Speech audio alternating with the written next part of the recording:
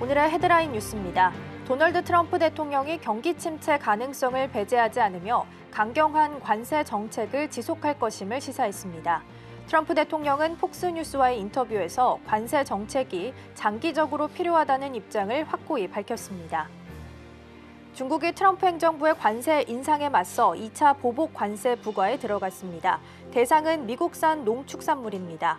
앞서 중국 국무원 관세세칙위원회는 미국의 2차 관세 인상에 대응해 미국산 농축산물 등에 대하여 관세 인상을 발표한 바 있습니다. 트럼프 행정부가 이란산 에너지 수입 제재 면제를 허용하지 않을 것이라고 로이터 통신이 보도했습니다. 이란의 원유 수출을 차단하기 위한 노력 지속을 약속하며 경제적 또는 재정적 구제도 허용치 않을 것이라는 강경한 입장을 밝혔습니다.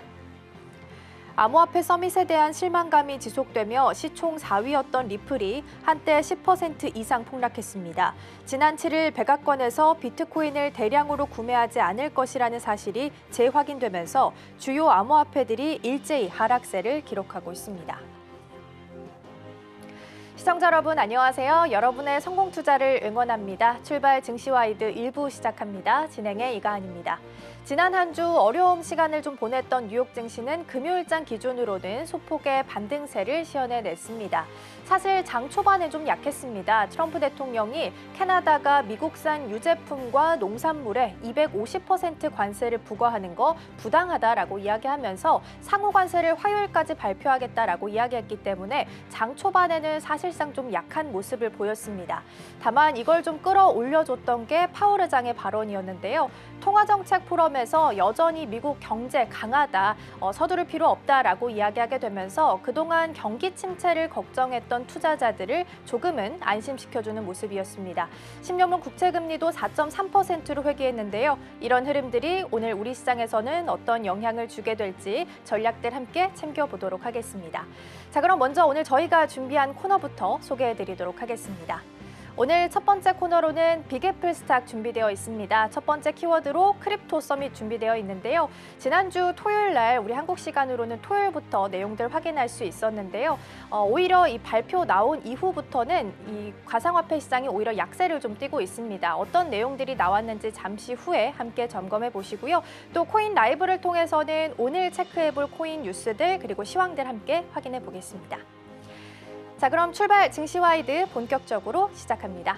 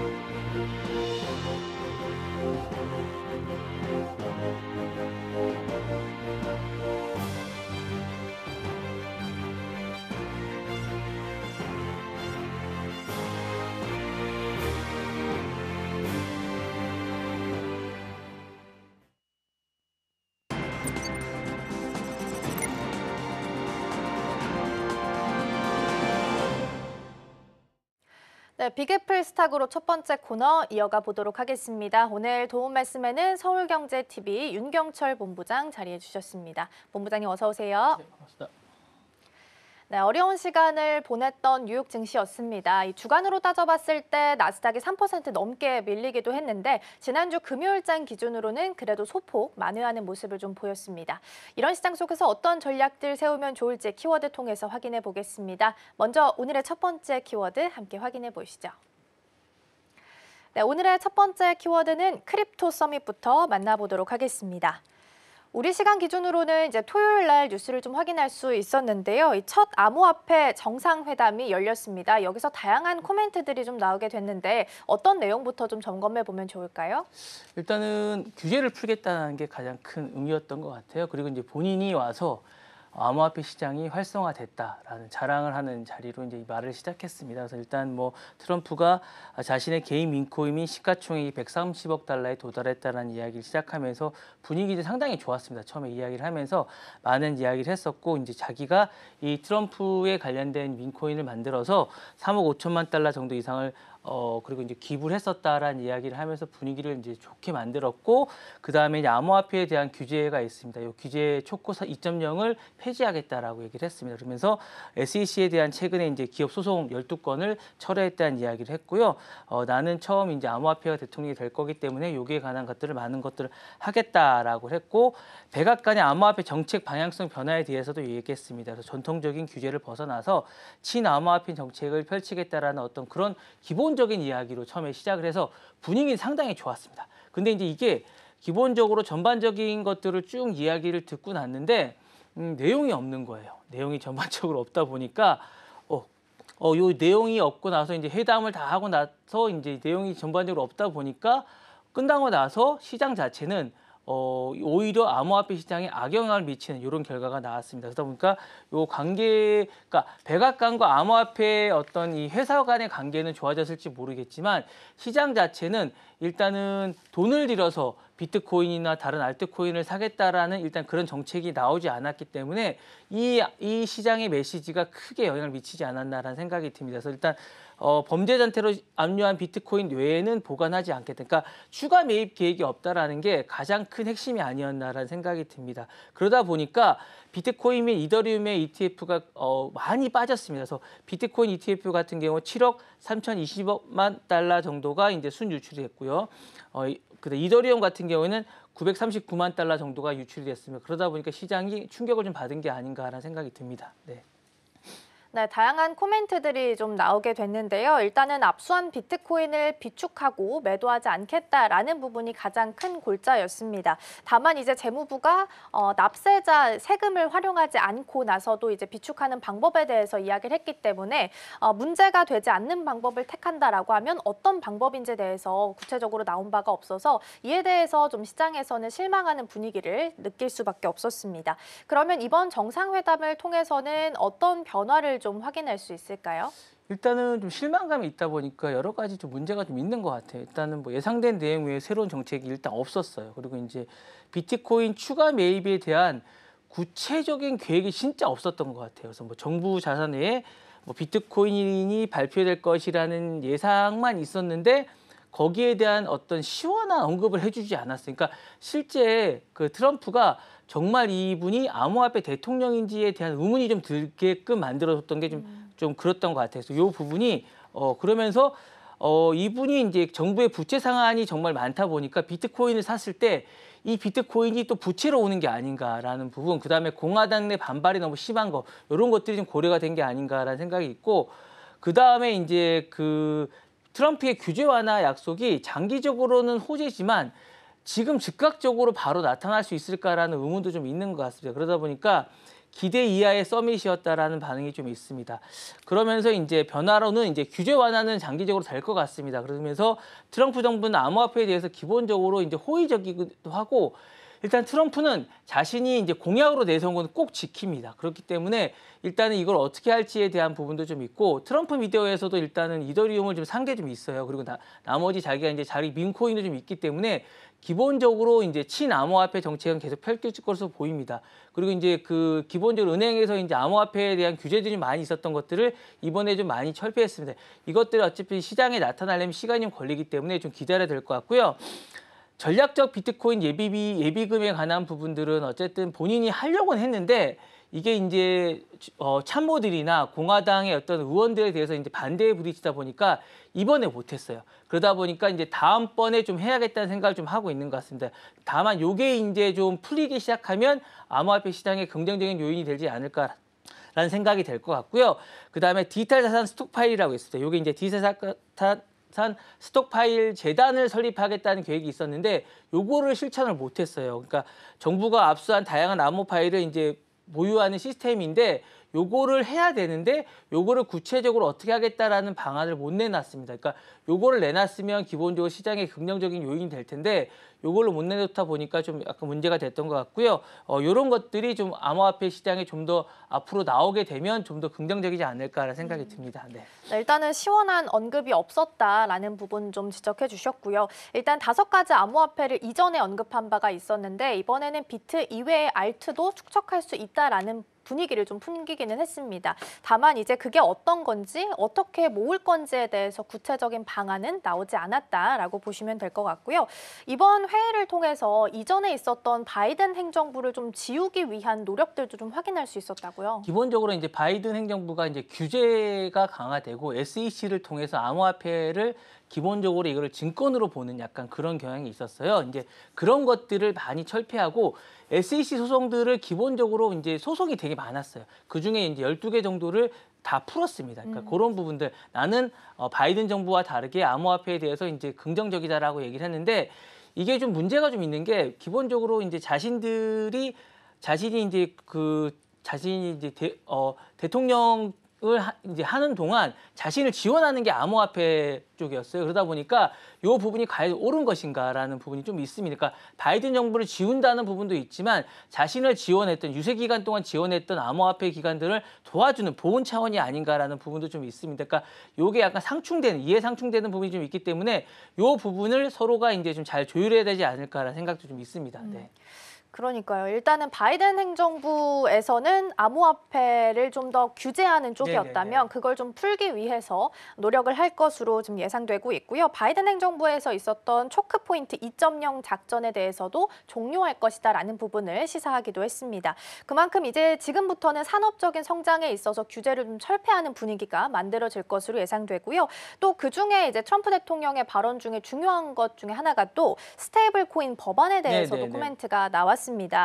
이게 왜 중요한지부터 좀 들어볼까요? 그러니까 이게 안정성을 높이기 위한 거거든요. 왜냐하면 달러화, 그러니까 이게 제일 중요한 건 달러를 일단 기축통화로 쓰겠다는 거예요. 왜냐하면 이 스테이블 코인이 달러에 따라서 움직이는 거거든요. 그러니까 일단은 제가 볼 때는 암호화폐 시장에 던지는 메시지는 아직은 암호화폐가 시기상조라는 얘기를 하는 것 같아요. 그러니까 이게 기본적으로 이게 기본적으로 이제 법안을 8월까지 서명할 계획이라고 얘기했는데 당분간 암호화폐가 달러를 앞서지 못한다고 했고 원래는 이제 기축통화로 쓰겠다는 생각을 했었거든요. 그러니까 이 부분을 당분간은 미루겠다는 생각을 하는 것 같습니다. 그러니까 이게 뭐냐면 스테이블 코인 법안을 쓴다는 건 달러를 좀 더 우선시 두겠다는 겁니다. 그래서 이 부분을 암호화폐에 던지는 메시지가 달러가 암호화폐보다 우선이다. 기축통화 난 달러를 더 우선시한다는 메시지를 당분간 유지하겠다라는 그런 메시지인 것 같습니다. 네. 네, 금융 부분에 있어서도 뭐 성장이나 혁신에 대해서 촉진에 좀 기회를 둘 것으로 보이고요. 8월 이제 휴회 전에 스테이블 코인 법안이 통과되길 원한다라는 코멘트를 남기기도 했습니다.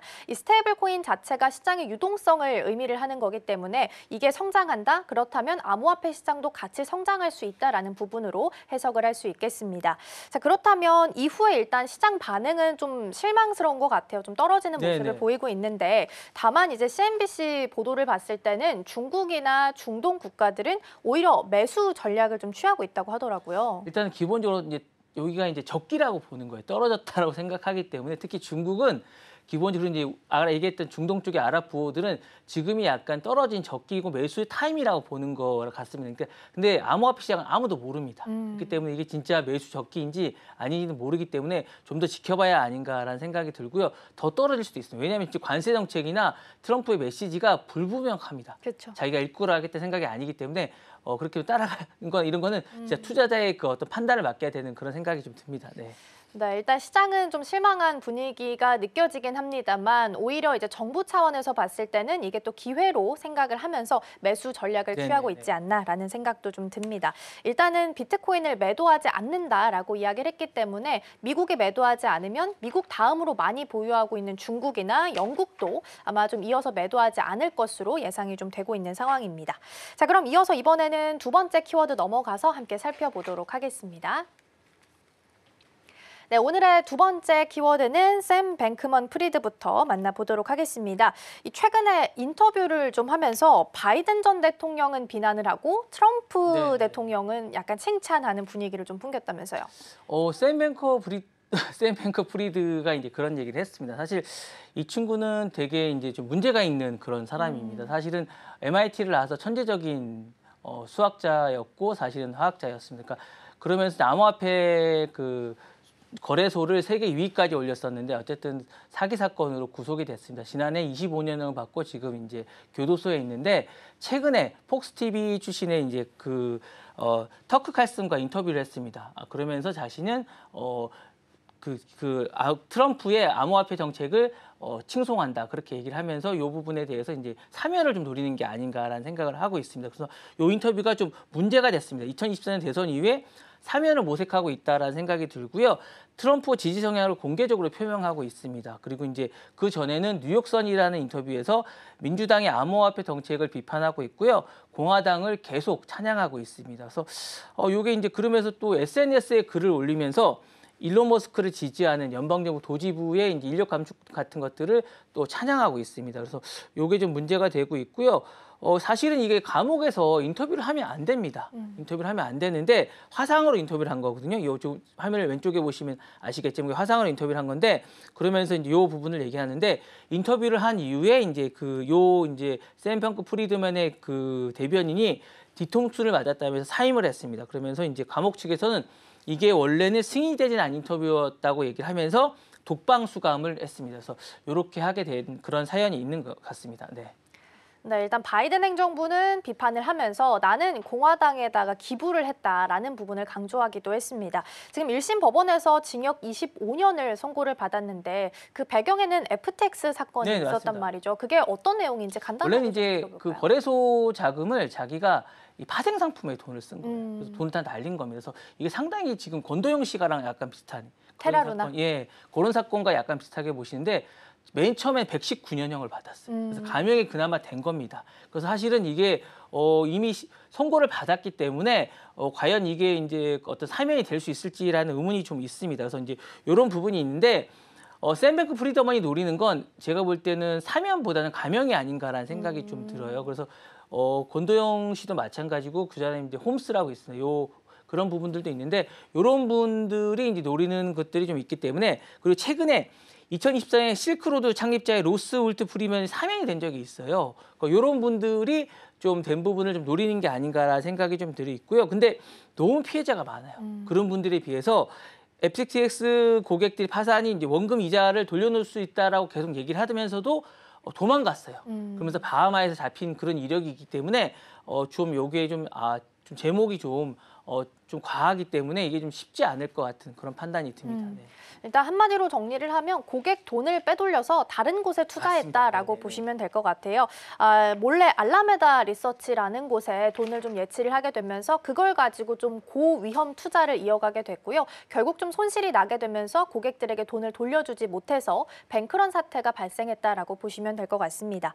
그러면 일단은 인터뷰를 했으니까요. 이게 실제적으로 사면이나 감형에 좀 도움이 될 수 있을까요?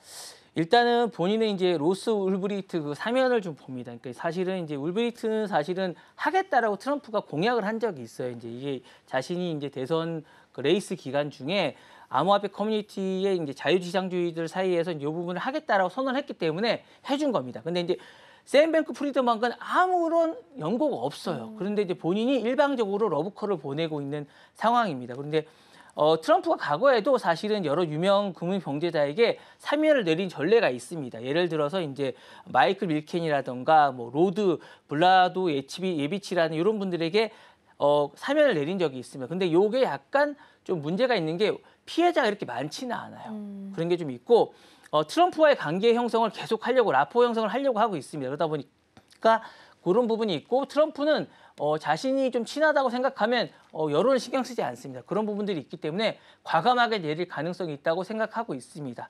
그리고 이제 가기 전에 샘 뱅크프리드먼이 어쩐 민주당이나 공화당에 기부금을 많이 낸 적도 있습니다. 이런 부분도 자신이 하지 않을까라는 생각이 있고요. 아무래도 제가 볼 때 서밋을 좀 노린 것 같아요. 서밋 전에 암호화폐 서밋 전에 이제 요 인터뷰를 했었거든요. 그래서 자신이 이런 것들을 공공연하게 화제가 되게 하고 그다음에 중요한 건 트럼프가 많이 보는 폭스 TV와 인터뷰를 했다는 겁니다. 그러니까 요 폭스 TV에 인터뷰를 하면서 봐달라고 계속 얘기를 하고 있는 겁니다. 그래서 공공의 인식을 좀 보고 있는데 그렇지만 제가 볼 때 트럼프도 아무래도 이 피해자가 많기 때문에 좀 쉽지 않지 않을까라는 생각이 좀 들고 있고 사면은 좀 힘들 것 같고요. 감형 정도는 좀 가능하지 않을까라는 생각이 듭니다. 25년을 아마 뭐 10년형이나 그 밑으로 좀 줄일 수 있지 않을까라는 생각은 좀 하고 있으면서 법적 절차는 지금 하고 있는 상황이라 좀 지켜봐야 되지 않을까라는 생각이 듭니다. 네. 네, 지금 만약에 1심대로 확정이 되게 된다면 50대 후반에 출소를 네, 하는 거기 때문에 감형이 지금은 좀 가장 원하는 시나리오가 아닐까라는 생각도 좀 듭니다. 뉴스 체크 계속 함께 해보도록 하겠고요. 이어서 다음 키워드 만나보겠습니다. 네, 이어서 다음 키워드로는 슈퍼앱 인월드 만나보겠습니다. 이 샘 올트먼이 최근에 월드 네트워크, 월드 챗 이걸 출시를 했다고 하더라고요. 이게 어떤 기술인 거예요? 이게 사실은 홍채로 이제 인식이 딱 되면 자신의 아이디가 나옵니다. 홍채 인식이군요. 네, 지금 보시면 아시겠지만 홍채 인식이 딱 되면 홍채로 딱 인식이 되면 아이디가 나오면서 이게 이제 어떤 가상 자산의 앱으로 딱 들어가면서 챗이 가능해지는. 그러니까 3월 7일 날 채팅이 나왔습니다. 월드 챗이라는 챗이 나오면서 요거를 가지고 이제 자신이 챗이 나오면서 요 챗에서 위챗처럼 자신이 나중에 이제 어떤 금융을 하겠다라고 이제 펼친 겁니다.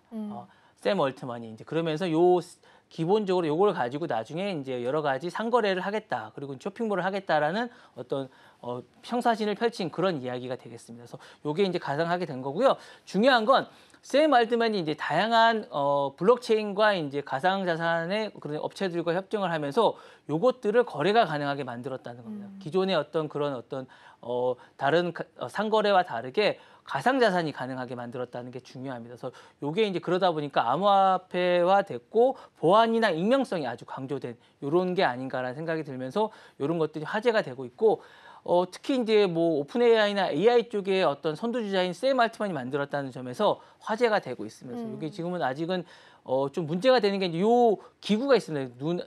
홍채를 인식하는 요 기구와 홍채를 이제 제공해야 된다는 요 부분이 약간 부담은 되지만 샘 알트만이라는 천재적인 어떤 그런 선두주자인 테크노가 만들었다는 점에서 화제가 되고 있고 요게 이제 채팅으로 나와서 전자상거래까지 이어진다는 요 점이 화제가 되고 있습니다. 네. 네.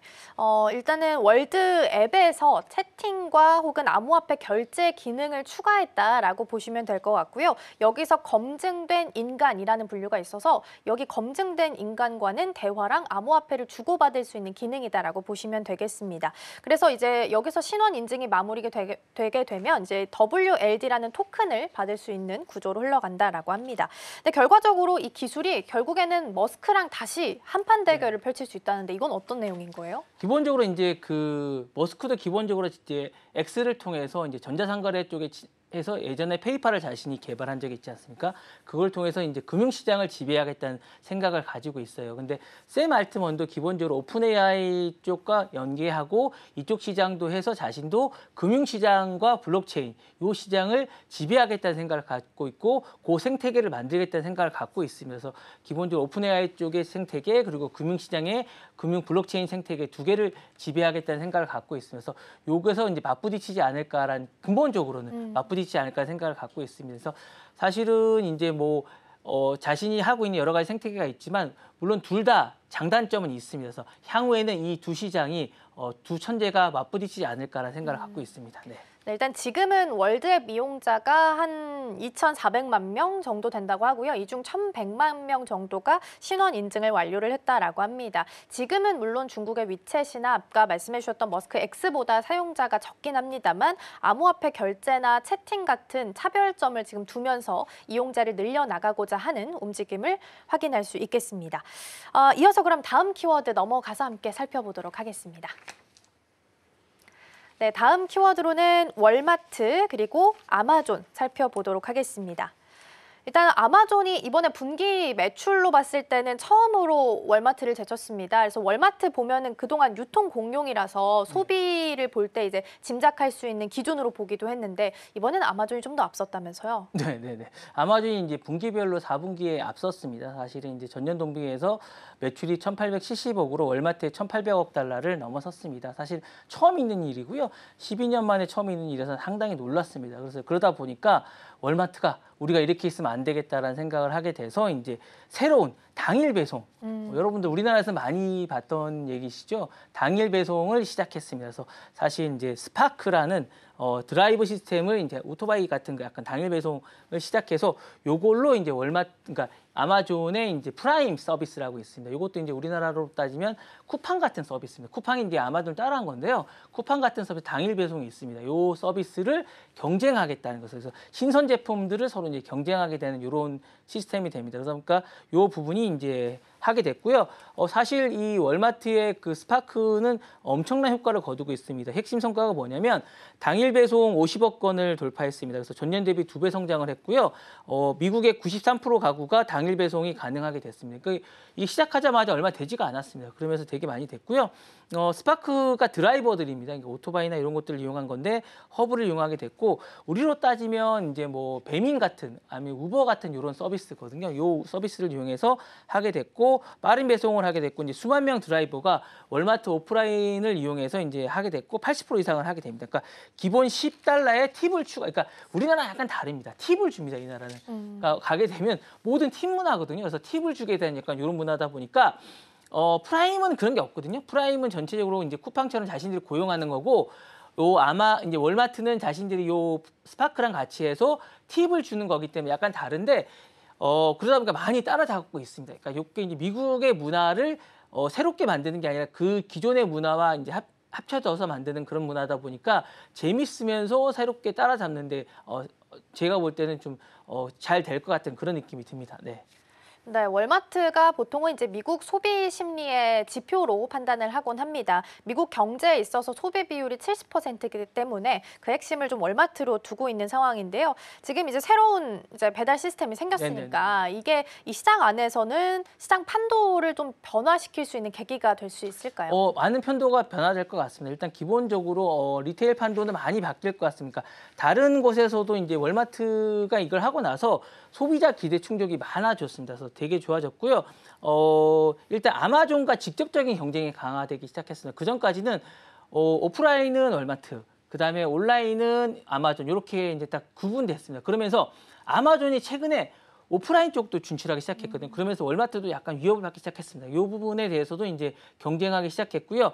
그다음에 고객 충성도 확보를 하기 시작했습니다. 그러니까 아마존이 되게 이제 프라임 서비스를 시작하면서 고객 충성도가 되게 높았거든요. 이 부분을 많이 뺏어올 수 있게 됐습니다. 그리고 이제 방대한 오프라인을 활용할 수 있는 어떤 그런 것들에 대한 어떤 그런 물류 효율성을 가질 수 있게 됐어요. 그 전까지는 그냥 다 떨어져 있어서 어떻게 이거 묶을 수 있는 방법이 없었는데 스파크를 활용하면서 이제 묶을 수 있는 게 좀 됐고요.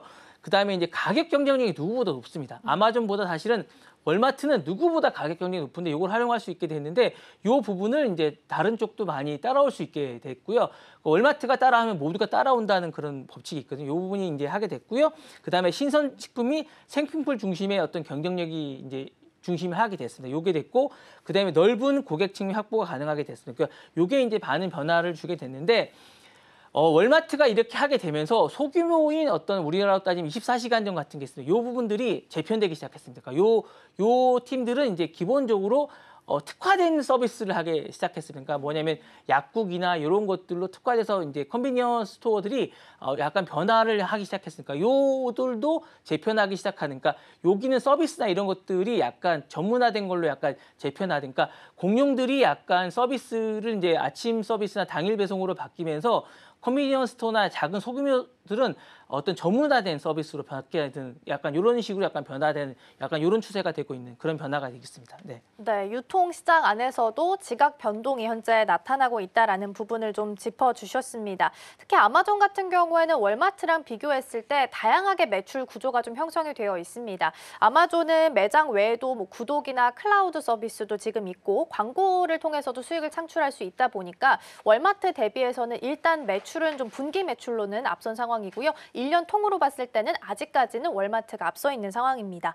일단 트럼프 대통령이 만약에 관세를 부과하게 될 경우에는 사실 월마트도 이제 유통 쪽이기 때문에 영향권에서 완전히 벗어날 수는 없을 것 같거든요. 당연히 있죠. 뭐 타겟이나 기본적으로 최근에 이제 많은 곳들이 타격을 입게 됩니다. 근데 월마트는 그나마 좀 다행이라고 생각되는 게 신선 제품이 좀 많습니다. 공산품이 그나마 좀 없습니다. 가보시면 아시겠지만 월마트는 타겟이나 뭐 이런 바이더웨이 이런 쪽보다는 기본적으로 공산품이 없으니까 공산품이 되게 중요하거든요. 다른 데서 멕시코나 중국이나 이런 데서 들어오는 뭐 라디오나 뭐 다른 뭐 TV나 이런 쪽에 공산품이 되게 중요한데 월마트는 그런 게 없습니다. 신선 제품이나 이런 것들이 많고 기본적으로 작은 제품들이 그러니까 국내에서 생산되는 제품들이 많기 때문에 그나마 좀 적습니다. 그래도 아무래도 이제 중국에서 온 제품들이 그래도 많습니다. 그러다 보니까 제품에 이제 어떤 타격이 있기는 하는데 그래도 이런 부분들을 이제 관세 정책에 타격을 입겠지만 아무래도 이제 대량으로 구매하고 그리고 이제 단독으로 이제 협상을 하는 경우가 많습니다. 그러다 보니까 요 부분들을 이점을 해서 요 부분도 협상력을 해서 아무래도 좀 충격을 완화시키는 방법을 택하지 않을까라는 생각이 듭니다. 네. 네, 일단은 관세 관련해서는 캐나다랑 멕시코는 한 달간 다시 유예가 됐습니다. 근데 이 유예 품목을 보면 USMCA라고 해서 자유무역 협정에 들어가 있는 품목만 해당이 됩니다. 그럼 캐나다가 38%, 멕시코가 50% 해당되기 때문에 사실상 관세 부과로 물가가 또 오를 수도 있고 그렇게 된다면 소비가 줄어들 수밖에 없기 때문에 월마트 또한 이 영향권에서는 벗어날 수 없겠다라는 부분도 함께 체크해 두시면 좋겠습니다. 자, 그럼 이어서 다음 키워드 함께 만나보시죠. 네, 다음 키워드로는 구글 AI 반독점 살펴보도록 하겠습니다. 미국 법무부가 구글 반독점 소송과 관련해서 기존에 있는 큰 골자는 좀 유지를 하되 네네. 미묘한 입장 변화가 좀 생겼죠. 네, 맞습니다. 그러니까 말씀하신 대로 큰 구글을 매각하는 부분에 대해서는 기존 유지했습니다. 다만 구글이 이제 AI 투자에 대해서는 허용을 해준 거예요. 그러니까 이 부분에 대해서는 허용을 해줬으니까 DOJ라고 그러죠. 법무부가 이 부분에 허용을 해줬습니다. 그러니까 너희가 구글은 매각해. 다만 너네가 지금 AI에 투자하는 부분에 대해서는 허용을 해줄게라는 부분을 했습니다. 이 부분은 이제 경쟁력을 유지하라는 겁니다. 구글이 이제 이 부분에 대해서 이제 엔트로픽이나 이런 부분에서 그동안 아마존하고 같이 엔트로픽을 이제 합니다. 사실은 여러분들이 이제 빅테크들이 직접적으로 이제 개발을 한다고 생각하시지만 AI에 그런 부분도 있습니다. 그렇지만 상당 부분을 이제 얼마 전 통계 자료를 보시면 빅테크에 투자하는 것뿐만 아니라 전 세계 AI 기업의 상당 부분을 빅테크들이 투자하고 있습니다. 그러다 보니까 애플이 앞서가고 있고요. 뭐 MS나 뭐 지금 얘기하시는 구글이나 이런 쪽에서 투자를 합니다. 근데 요게 비법무부가 요 부분을 상당히 막고 있었습니다. 그래서 구글이 요 부분을 투자를 못하고 있었는데 이번에 그 길이 열리게 됐습니다. 그래서 그러다 보니까 미래 투자에 대한 부분이 열리게 됐고요. AI 산업 발전에 좀 더 집중하게 된 그런 계기가 됐습니다. 그래서 요 부분에 하게 됐고 요 부분에 대해서 이제 처리한 이유가 좀 있습니다. AI 산업에 대해서 좀 집중을 하게 됐고 DOJ가 요 부분에 대해서 처리한 이유는 이제 여러 가지가 있는데 제가 보기에는 아무래도 이제 본인들은 크롬에 좀 집중하겠다는 생각을 좀 하는 것 같고 요 부분에 대해서 구글만 좀 한쪽 팔 AI 부분을 이제 기본적으로 이제 트럼프가 AI 쪽에 이제 관심을 갖고 있는데 요거를 제지하는 것이 맞지 않다고 판단한 것 같습니다. 그래서 요 부분에 대해서 좀 더 길을 열어준 게 아닌가라는 생각이 듭니다. 네. 네, 수정한 내용을 좀 더 정리를 좀 해보면요. 크롬에 대한 강제 매각은 유지됐습니다. 그러니까 큰 골자는 유지한 상태에서 구글이 AI 투자에 손을 떼라고 요구하지는 않겠다라는 겁니다. 다만 이제 AI 기업들에 대해서 투자를 진행하게 될 때는 당국에 통보하도록 하는 지시가 포함되어 있습니다. 그렇다면 이 빅테크들의 AI 시장에 있어서는 어떤 변화를 좀 가져오게 될까요? 일단은 기본적으로 이제 경쟁이 진짜 계속되고 있습니다. 엄청난 투자를 하고 있고요. 메타는 2025년까지 AI 모델 및 데이터 센터 뭐 아시다시피 60억 달러 정도를 투자할 생각이고 알파벳의 구글이죠. 구글은 이제 2025년까지 AI에 75억 달러를 투자할 계획입니다. 사실 이제 이번의 결정으로 좀 더 많이 할 것 같습니다. 그러니까 요거는 사실은 자신들의 이제 기본적인 어떤 소프트웨어이죠. 뭐 제미나이나 뭐 메타의 라마나 이런 언어들에게 쓸 것입니다. 자신들이 개발하는 겁니다. 마이크로소프트도 이제 오픈 AI 쪽에 협력해서 할 생각입니다. 그다음에 이제 아마존 같은 경우는 AWS나 그리고 이제 엔트로픽에 투자할 계획입니다. 그러니까 이런 것들 자신들이 하는 거고요. 그 외에 해외에 투자하는 것들이 엄청나게 많습니다. 이 부분도 이제 신경을 써야 되는 부분인데 이 부분에 관해서 이제 하고 있는데 이 부분은 애플이 AI 인수에 선두주자를 하고 있습니다. 오픈은 사실 30여 개 AI 스타트업에 투자하고 있습니다. 최근에 인수한 웨이브1이라고 있습니다. AI 비디오 압축하는 기술이고요. 팬텀 베스라는 곳도 있습니다. 이 부분을 하고 있고 구글은 최근에 21개국의 AI 스타트업을 인수했습니다. 그리고 마이크로소프트는 전략적으로 9개 정도의 투자를 하고 있습니다. 근데 9개를 했는데 마이크로소프트는 최대인 오픈 AI 투자한 게 성공적이었습니다. 오픈 AI는 사실 초반에 했기 때문에 성공적으로 했다고 할 수 있습니다. 그리고 아마존은 엔트로피익에 투자를 했었죠. 40억 달러 정도를 투자해서 이것도 이제 성공적이라 할 수 있고요. 엔비디아도 사실은 이제 잘 안 알려져 있지만 엔비디아도 사실 자기가 이제 최첨단 AI 칩 같은 것들로 이제 투자하면서 인프라를 투자하고 있는 상황이기 때문에 이렇게 빅테크 매그니피센트 세븐이 엄청난 투자를 하고 있습니다. 여러분들 잘 모르시겠지만 그래서 사실은 우리나라도 이제 개발도 중요하지만 이렇게 미리 입도 선배를 하는 게 상당히 중요합니다. 사실은 미래의 AI가 사실은 좀 제가 걱정스러운 건 미국이 자신들도 하지만 전 세계의 어떤 AI를 개발하는 곳을 찾아다니면서 미리 막 하고 있는 거예요. 사실은 엔비디아가 사실 급성장한 건 이스라엘의 AI 기업인 멜라녹스를 이제 인수하면서 이제 성공한 것이거든요. 사실 그렇기 때문에 자신들이 개발한 것도 좋지만 좋은 AI 기업을 입도 선배하는 것도 되게 중요한데 이 부분에 대해서 우리나라도 좀 미리 해볼 필요가 있지 않을까라는 생각이 듭니다. 네. 그러게요. 일단은 AI 시장에 있어서는 좀 빅테크들 사이에서는 큰 변화가 좀 생겨나지 않을까라고 예상이 되는 상황인 것 같고요. 그럼 이어서 오늘의 마지막 키워드도 함께 확인해 보도록 하겠습니다. 네, 오늘의 마지막 키워드는 애플 시리 연기입니다. 개인 맞춤형 AI 음성 비서라고 불렀습니다. 네네. 시리가 일단 출시가 연기됐습니다. 올해 4월 정도 예상을 네네. 했었는데 그게 이제 내년 정도로 네네. 예상을 해야겠죠? 뭐 제가 볼 때는 애플의 결벽성이 다시 한번 드러난 게 아닌가. 완벽하게 네네, 추구하는? 완벽하게 해야겠다는 그런 게 다시 한번 드러난 것 같고요.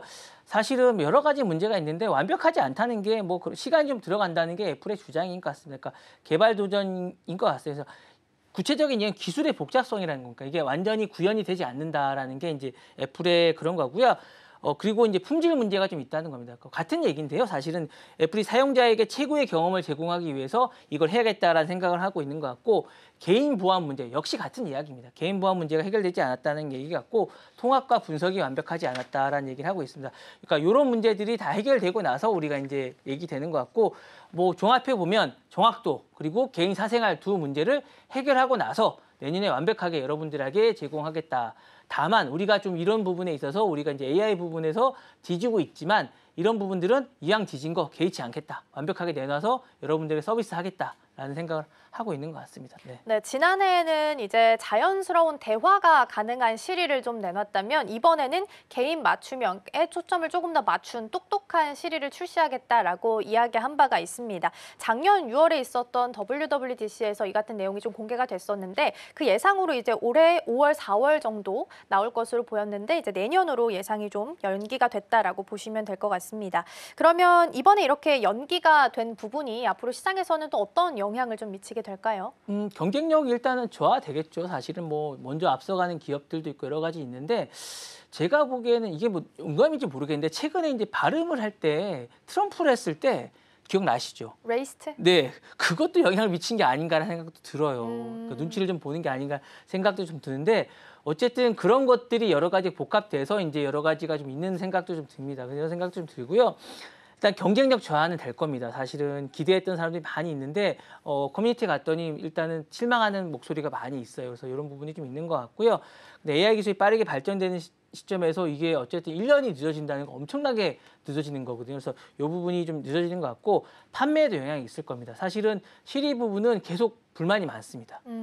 사용자들이 불만이 너무 많기 때문에 이게 부정적인 영향이 미칠 수 있고 이 기술은 사실은 중국에서 상당히 좀 많이 뒤처진 기술입니다. 물론 중국에서는 협력을 하는 부분도 있지만 여러 가지 부분이 좀 있어서 이 부분이 좀 있어서 이 부분이 좀 있는 부분이 있고 장기적으로는 품질과 신뢰성에 좀 문제가 있어요. 왜냐하면 애플이 말을 번복을 계속하고 있습니다. 그래서 이 부분에 대해서 이제 신뢰성의 부분이 좀 문제가 있어서 장기적으로 브랜드 신뢰성을 좀 가는 부분에 좀 있는 부분이 있는데 어쨌거나 완벽성이라는 부분에서는 긍정적인 효과가 좀 있는 것 같아요. 애플 하면 완벽하지 않으면 안 내놓는데 라는 생각이 좀 있는데 상대적으로 이제 엔비디아 같은 경우는 블랙엘이 계속 발열 문제가 좀 있고 다른 부분도 계속 문제가 있는데 엔비디아는 말로 계속 이런 걸 띄우고 있거든요. 해결이 안 되는 상황에서. 그런 부분을 볼 때는 좀 제가 볼 때는 좀 어떤 면에서는 단기적으로는 약간 문제가 있겠지만 장기적으로는 문제가 없지 않을까라는 생각이 있고 제가 다시 한번 말씀드리면 세상에 걱정할 게 없는 게 애플 걱정이라고 걱정할 필요가 없지 않을까라는 생각이 듭니다. 네. 네.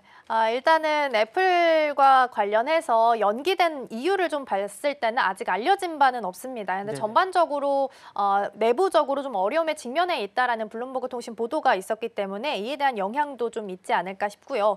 지금 아마존이 가지고 있었던 알렉사 플러스도 본격적인 운영을 좀 시작을 했습니다. 네네. 그렇다면 당연히 이제 애플과 구글과 본격적인 경쟁을 펼치게 될 텐데 사실상 애플은 연기를 했기 때문에 네네. 이 격차가 좀 더 벌어지지 않을까라는 생각도 좀 맞습니다. 드네요. 알렉사가 특히 이제 시리하고 비슷한 게 음성이잖아요. 둘이가 이제 격차가 커질 수 있는데, 근데 이제 제가 볼 때 알렉사는 좀 써봐야 될 것 같아요. 기본적으로 알렉사도 그 전에 연기가 좀 됐고 여러 가지가 보는데, 알렉사는 좋은 게 이제 엔트로픽에 투자한 게 좀 있어요. 그래서 엔트로픽의 도움을 좀 받을 것 같아요. 그러니까 기본적으로 시리는 전적으로 본인들이 다 하거든요, 애플이. 다만 알렉사는 오픈 AI의 출신들인 엔트로픽이 가 있어서 그분들이 이제 만드는 부분이 좀 있기 때문에 그쪽에 기술 지원을 받기 때문에 어느 정도의 설득력이나 어떤 정도의 퍼포먼스가 나올지는 좀 더 지켜봐야 될 것 같은데, 좀 더 낫지 않을까. 그리고 많은 어떤 와신상담한 끝에 나온 것이기 때문에 상당한 기대를 하고 있어요. 그리고 금액이 상당히 높습니다. 19.99달러이기 네. 때문에 그 정도 금액을 지불하고 하는 거면 자신감이 있다는 얘기거든요. 그래서 좀 기대해도 좋지 않을까라는 생각이 듭니다. 네. 네, 일단 기존에 있었던 아마존보다도 아마존 플러스는 좀 더 자연스러운 대화가 가능할 것으로 보이는데요. 일단 애플이 연기를 지금 공식적으로 선언한 바가 있기 때문에 아마 격차는 여기서 조금 더 벌어지지 않을까라는 생각도 좀 들긴 합니다. 관련된 내용도 나오는 대로 계속해서 체크해 드리도록 하겠습니다. 오늘 6가지 키워드 살펴봤고요. 본부장님 여기서 보내드리겠습니다. 오늘 말씀 고맙습니다. 네, 감사합니다.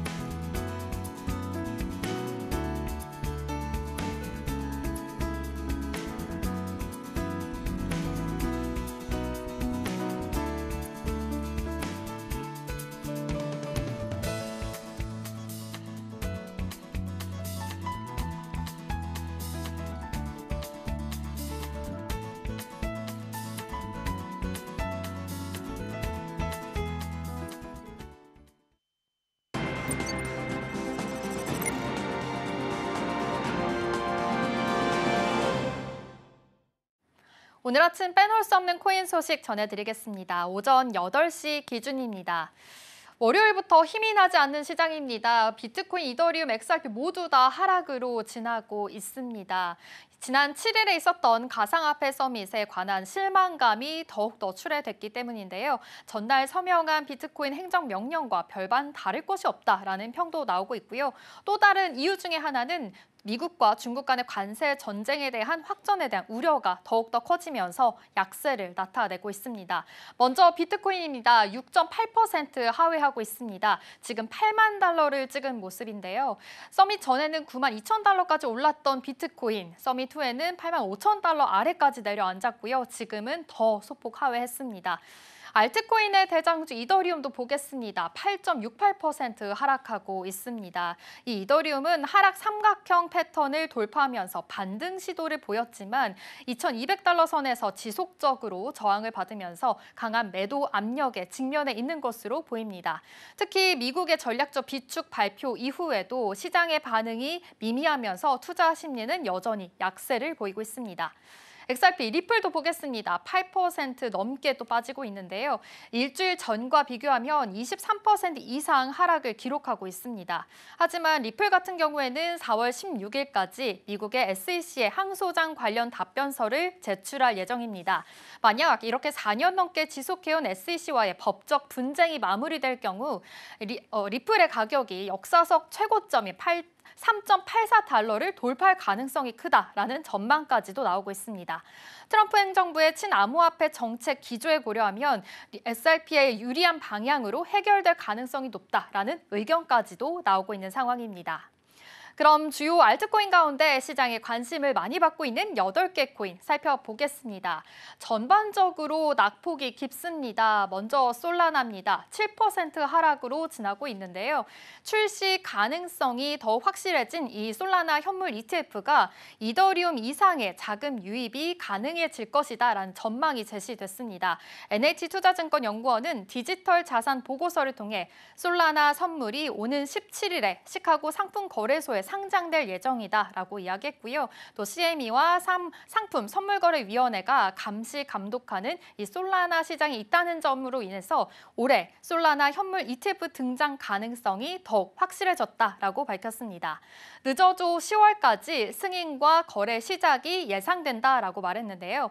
특히 솔라나는 이더리움을 최근 2년간 아웃퍼폼하는 추세가 되며 또 현물 ETF 등장 시에는 이더리움 이상의 자금 유입이 가능해질 것이다라고 예상된다라고 전했습니다. 도지코인도 살펴보겠습니다. 도지코인 낙폭이 깊습니다. 13% 하락하고 있는데요.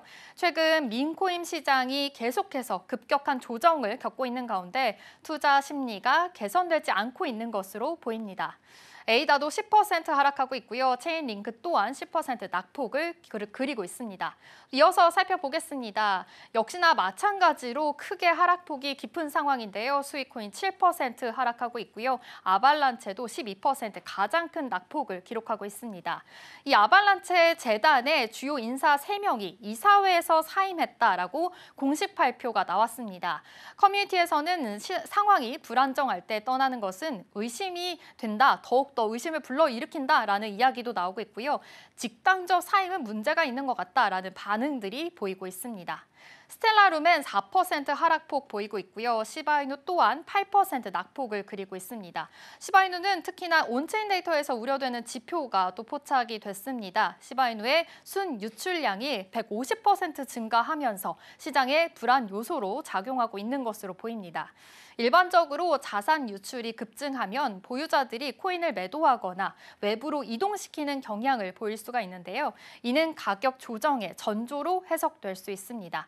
하지만 긍정적인 흐름도 보인다는 예측도 있습니다. 이 가격을 장기간 제한했던 하락 추세선을 테스트 중이고 이를 돌파할 경우 추가 매수세가 유입될 가능성이 크다라고 보고 있습니다. 거래량 증가 역시 이 가격 상승 전에 나타나는 전형적인 신호 중에 하나다라고 볼 수가 있겠는데요. 시바이누의 가격 움직임이 주요 저항선을 돌파하는지 여부가 이번 주 가장 중요한 변수로 작용할 전망입니다. 그럼 이어서 빼놓을 수 없는 암호화폐 이슈 소식 전해드리겠습니다. 도널드 트럼프 행정부 하에서 가상화폐 규제 환경이 우호적으로 변함에 따라 관련 업체들이 대거 상장을 추진하고 있습니다. 블룸버그 통신에 따르면 가상화폐 거래소 크라켄은 이르면 내년 1분기 상장을 추진하고 있다고 밝혔습니다. 크라켄은 현재 전 세계에서 거래량 기준으로 10위권의 가상화폐 거래소인데요.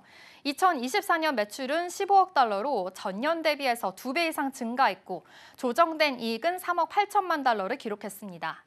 크라켄은 그동안 수년간 상장을 목표로 해왔지만 조 바이든 행정부 시절 규제 당국의 잇따른 조치 탓에 지연이 됐습니다. 하지만 트럼프 대통령이 당초 공약대로 가상화폐 산업에 대한 지원을 약속하면서 규제 환경이 완화됐습니다. 솔라나 기반 탈중앙화 거래소 주피터가 인증 시스템을 개편합니다. 주피터는 9일 공식 X 계정을 통해서 우리가 구축한 데이터 프레임워크에 새로운 인증 시스템을 도입할 것이다라고 밝혔는데요. 주피터는 커뮤니티의 참여가 검색과 인증 과정에서 이 핵심적인 역할을 하게 될 것이라며 자세한 내용은 조만간 공개하겠다고 말했습니다. 주피터는 이번 개편을 통해서 거래소의 신뢰성을 높일 수 있다고 강조했습니다. 주피터 공동 설립자인 미아오는 이날 X를 통해 체계적인 인증 절차를 도입해 보다 신뢰할 수 있는 시스템을 구축할 수 있기를 기대한다고 전했습니다.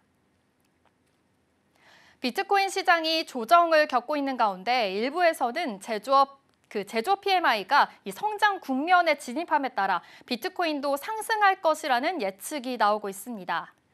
블록체인 매체 코인텔레프는 이 제조업 PMI와 비트코인 가격의 상관관계를 분석한 결과 강세장이 지속될 가능성이 있다라고 전했습니다. 제조업 PMI는 경기 선행 지표 중에 가운데 하나로 2017년과 2021년 비트코인 강세장이 PMI 정점과 맞물려 있었던 것으로 분석됐습니다.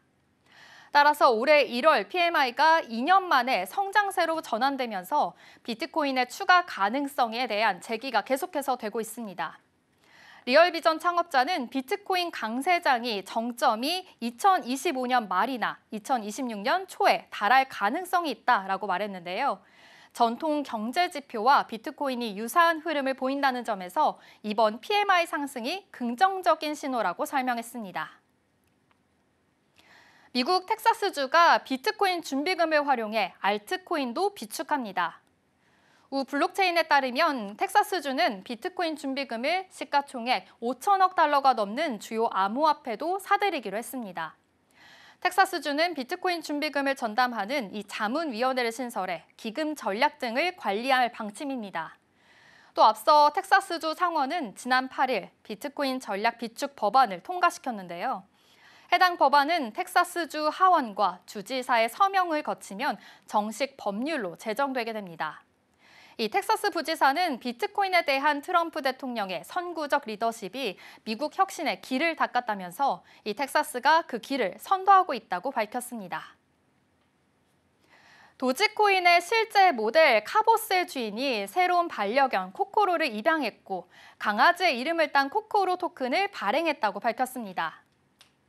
시바견 카보스의 주인 카보스 마마는 X를 통해 오랫동안 협업해온 온더 도지 커뮤니티의 공식 인증을 받아 공식 코코로 토큰을 만들었다라고 밝혔는데요.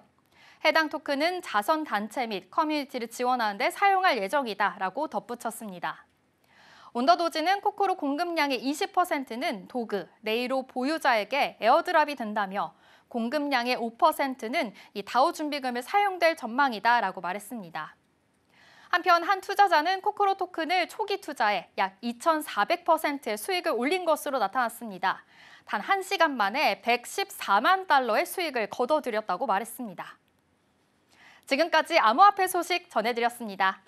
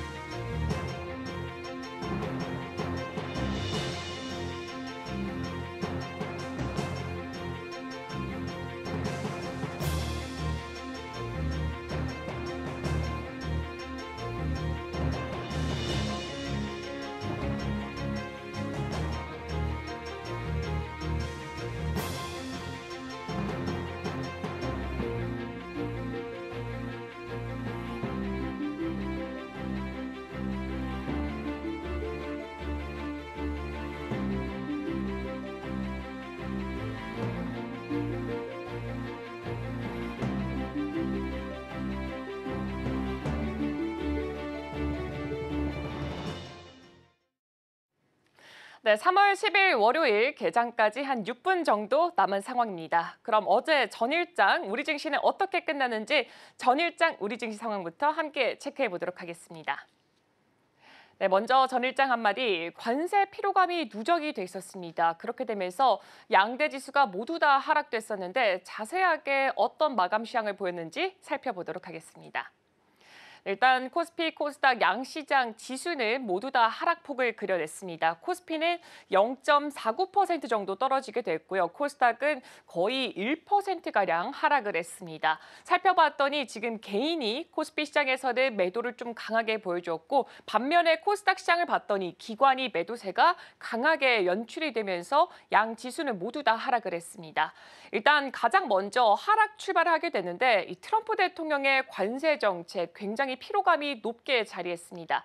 이렇게 되면서 하락 출발했던 우리 증시가 그래도 장중에는 반등에 성공하는 듯한 모습을 보여줬지만 곧바로 오후 들어서 윤석열 대통령의 석방 소식이 전해지게 되면서 이 정치적 불확실성이 굉장히 커지면서 다시금 낙폭을 보여주는 모습을 연출했습니다. 시가총액 상위 종목들도 대부분 하락세를 보여줬고요. 반면에 한화 에어로스페이스는 그래도 강한 상승세 보여줬습니다. 그렇게 되면서 시가총액 10위권까지 다시금 올라오는 모습 보여줬고 한화 에어로스페이스가 10위권으로 올라가게 되자 KB금융은 11위권으로 다시금 내려앉게 됐습니다.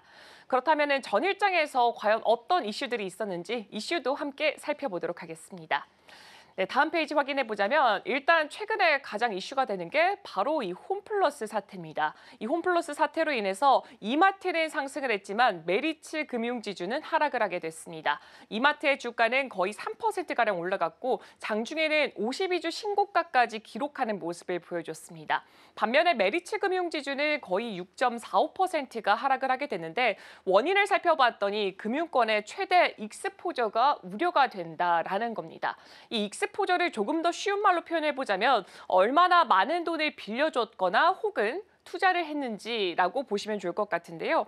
메리츠 금융지주는 홈플러스에 1조 2천억을 빌려준 상태입니다. 근데 금융권 전체 대출 중에 무려 82%가 이 메리츠가 부담을 하게 되는 상황인데요. 홈플러스가 법정 관리로 대출을 못 갚게 된다면 메리츠가 최대 피해를 볼 수밖에 없다라는 전망이 나오고 있습니다. 다음 페이지도 함께 살펴보도록 하겠습니다. 그렇다면 이마트 같은 경우에는 왜 주가가 올랐는지도 함께 살펴보겠습니다.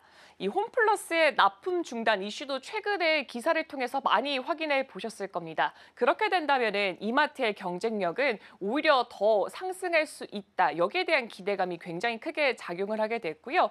또 홈플러스에 있는 고객층들을 흡수를 하게 될 수가 있고 또 제조사와의 협상력을 또 올려갈 수가 있기 때문에 당연히 이마트에게는 반사의 기대감이 커질 수밖에 없는 겁니다. 또한 증권가에서도 목표 주가를 상향 조정하고 있습니다. 키움증권은 68,500원에서 13만 원까지 올렸고요. 지금 하나투자증권에서는 10만 원에서 12만 원까지 상향 조정을 했습니다. 그렇다면 반대되는 경우도 함께 살펴보도록 하겠습니다. 다음 페이지로 넘어가 보겠습니다. 메리츠 금융지주 같은 경우에는 지금 홈플러스 대출의 리스크가 굉장히 크게 부각이 되고 있는 상황입니다. 이 메리츠 세계사 같은 경우에 홈플러스에 1조 2천억 원의 대출을 내주게 됐는데 이 전체 금융권 대출의 82%를 차지하게 되는 겁니다. 하지만 그래도 긍정적인 전망을 바라볼 수가 있을 것 같은데요. 담보 가치가 5조 원이나 잡혀 있기 때문에 메리츠 금융지주 측에서는 이 자금 회수에는 문제가 없다라는 강경한 입장을 보여주고 있고요. 여기에 더불어서 한국신용평가사에서도 담보대출은 담보 가치가 충분하기 때문에 메리츠의 신용도에는 영향이 아무래도 제한적으로 미칠 것이다라는 긍정적인 전망을 내놨습니다. 오늘장 안에서 주가 추이 어떻게 이뤄지는지 함께 체크해 보도록 하겠습니다. 네, 그럼 이제 우리 시장 과연 어떻게 시작할 수 있을지 예상 체결 지수로 넘어가 보도록 하겠습니다. 네, 오늘 우리 시장 같은 경우에는 모두 다 하락불을 켜는 모습 보여주고 있습니다. 지난 금요일 뉴욕 증시가 그래도 상승불을 켜면서 마무리를 지었지만 우리 시장과는 좀 디커플링 되는 상태를 보여주고 있고요. 코스피 같은 경우에는 0.43% 떨어지면서 출발할 것으로 보여지고 있고 코스닥 같은 경우에도 비슷하게 0.35%의 하락폭을 그릴 것으로 보여지고 있습니다. 시가총액 상위 종목들의 흐름도 함께 체크해 보도록 하겠습니다. 가장 먼저 유가증권 시장이고요. 대부분 종목들이 낙폭을 그려내고 있습니다. 다만 현대차 쪽에서는 보합권의 흐름으로 출발할 예정입니다. 이어서 6위부터 10위도 함께 체크해 보도록 하겠습니다. 6위부터 10위 살펴봤는데 지금 셀트리온 같은 경우에는 0.2%, 현대차는 보합권이지만 기아 같은 경우에는 0.7%가량 떨어질 것으로 보여지고 있고 한화 에어로스페이스는 오늘장 안에서도 강세 출발 예상되고 있습니다. 이어서 코스닥도 함께 체크해 보도록 하겠습니다. 코스닥 시가총액 상위 종목들 봤더니 그래도 어느 정도 혼조세가 보여주고 있습니다. 특히나 에코프로 BM 쪽에서가 0.1%가량 그리고 에코프로는 보합권의 출발이 예상되고 있고요. HLB도 0.23% 상승할 것으로 보여지고 있습니다. 6위부터 10위도 함께 체크해 보도록 하겠습니다. 6위부터 10위도 혼조세 양상이 짙게 보여주고 있고 그래도 클래시스가 1.19% 올라갈 것으로 보여지고 있습니다. 저는 오늘장 문 열고 다시 돌아오도록 하겠습니다.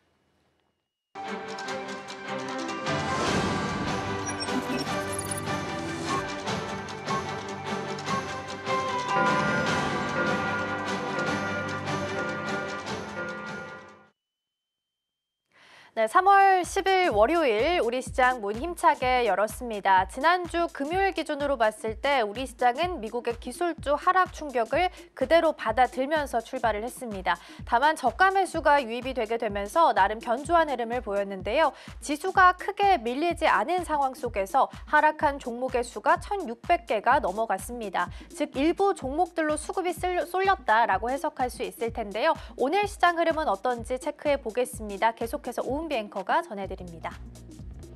네, 그럼 먼저 지수부터 바로 열어보도록 하겠습니다. 오늘 우리 시장은 예상 체결지수와 비슷한 흐름을 보이면서 출발하고 있습니다.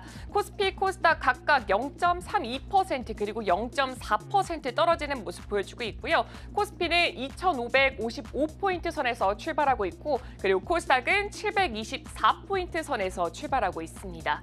이어서 업종별 등락도 함께 체크해보도록 하겠습니다. 가장 먼저 유가증권 시장이고요. 전반적으로 봤을 때 업종 면으로는 그래도 상승분을 조금 더 많이 익히고 있습니다. 특히나 화학 쪽에서가 0.65%가 올라가고 있고 섬유유복과 음식료품도 0.1%대 그래도 강보합권을 유지하고 있는데 다만 의약품 쪽에서 0.8% 꽤나 큰 폭의 하락세를 보이면서 출발하고 있기 때문에 아무래도 지수에 영향을 크게 주는 것으로 보여지고 있습니다.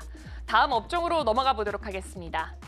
다음 업종 살펴봤더니 마찬가지로 그래도 상승불은 대체적으로 켜져 있습니다. 지금 운수장비부터 비금속, 광물까지 거의 0.2%대 오름폭을 보여주고 있는데 다만 전기전자가 0.5% 빠지고 있습니다.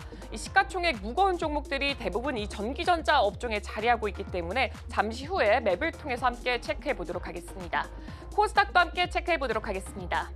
네, 코스닥은 전반적으로 하락폭이 꽤나 깊게 보여지고 있습니다. 특히나 기타 서비스가 거의 1%가량 떨어지고 있고요. 그 다음으로는 건설이 0.88% 하락하고 있습니다.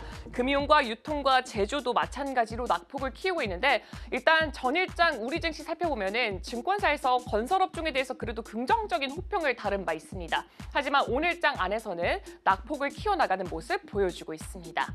다음 업종으로 넘어가 보도록 하겠습니다.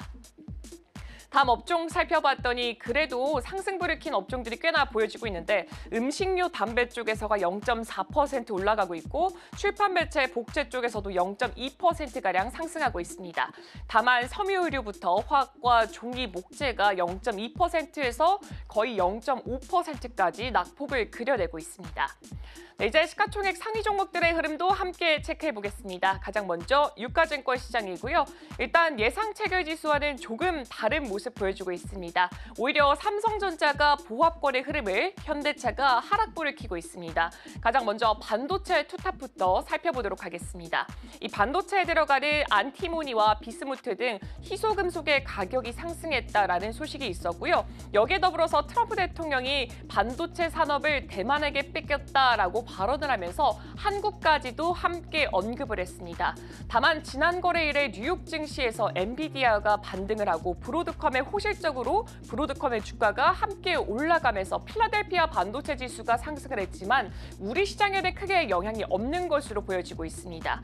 그리고 삼성전자 같은 경우에는 브로드컴과 광 반도체로 불리는 실리콘 포토닉스 관련 기술 개발을 진행 중인 것으로 이제 소식이 들려왔습니다. 그리고 이어서 MWC2025에서 새로운 갤럭시 A 시리즈죠. A56 5G와 A36 5G를 동시에 공개를 했다라는 소식이 있었지만 주가의 영향은 크게 미치지 않은 것으로 보여지고 있습니다.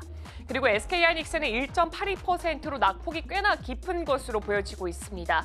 SK하이닉스 자회사 SK키파운드리가 SK가 보유하고 있는 SK파워텍 지분을 인수를 하게 됐습니다. 이를 통해서 SiC 기반 전력 반도체 파운드리 역량을 강화해 나가겠다라는 방침을 보여줬지만 오늘장 안에서는 주가의 하락폭이 꽤나 깊게 보여지고 있고요. 또 이르면 이달 연말 이달 인텔의 엔드플래시와 SSD 사업의 인수를 또 마무리 지을 수가 있을 것이다라는 전망도 함께 나왔습니다. 그리고 이어서 LG엔솔 살펴보겠습니다. 0.4%가량 하락하고 있습니다.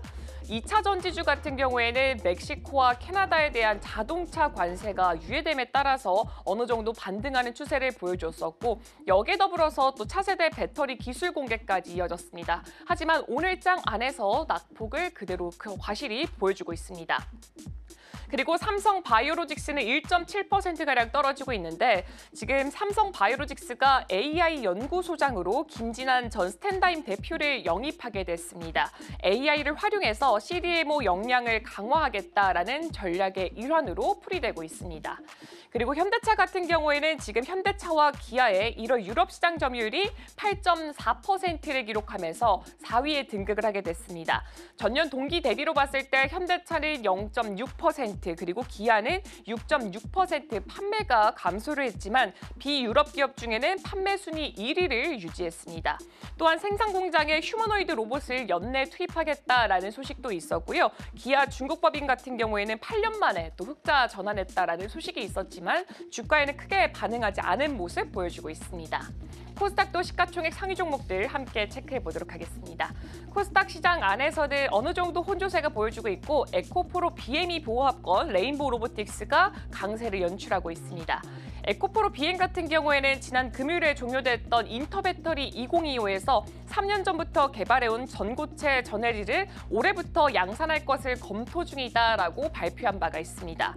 그리고 HLB 같은 경우 1.7% 가장 낙폭을 크게 보여주고 있는데 HLB 그룹이 이 주주 소통에 강화를 하기 위해서 새로운 주총 문화를 도입을 하겠다라고 밝혔습니다.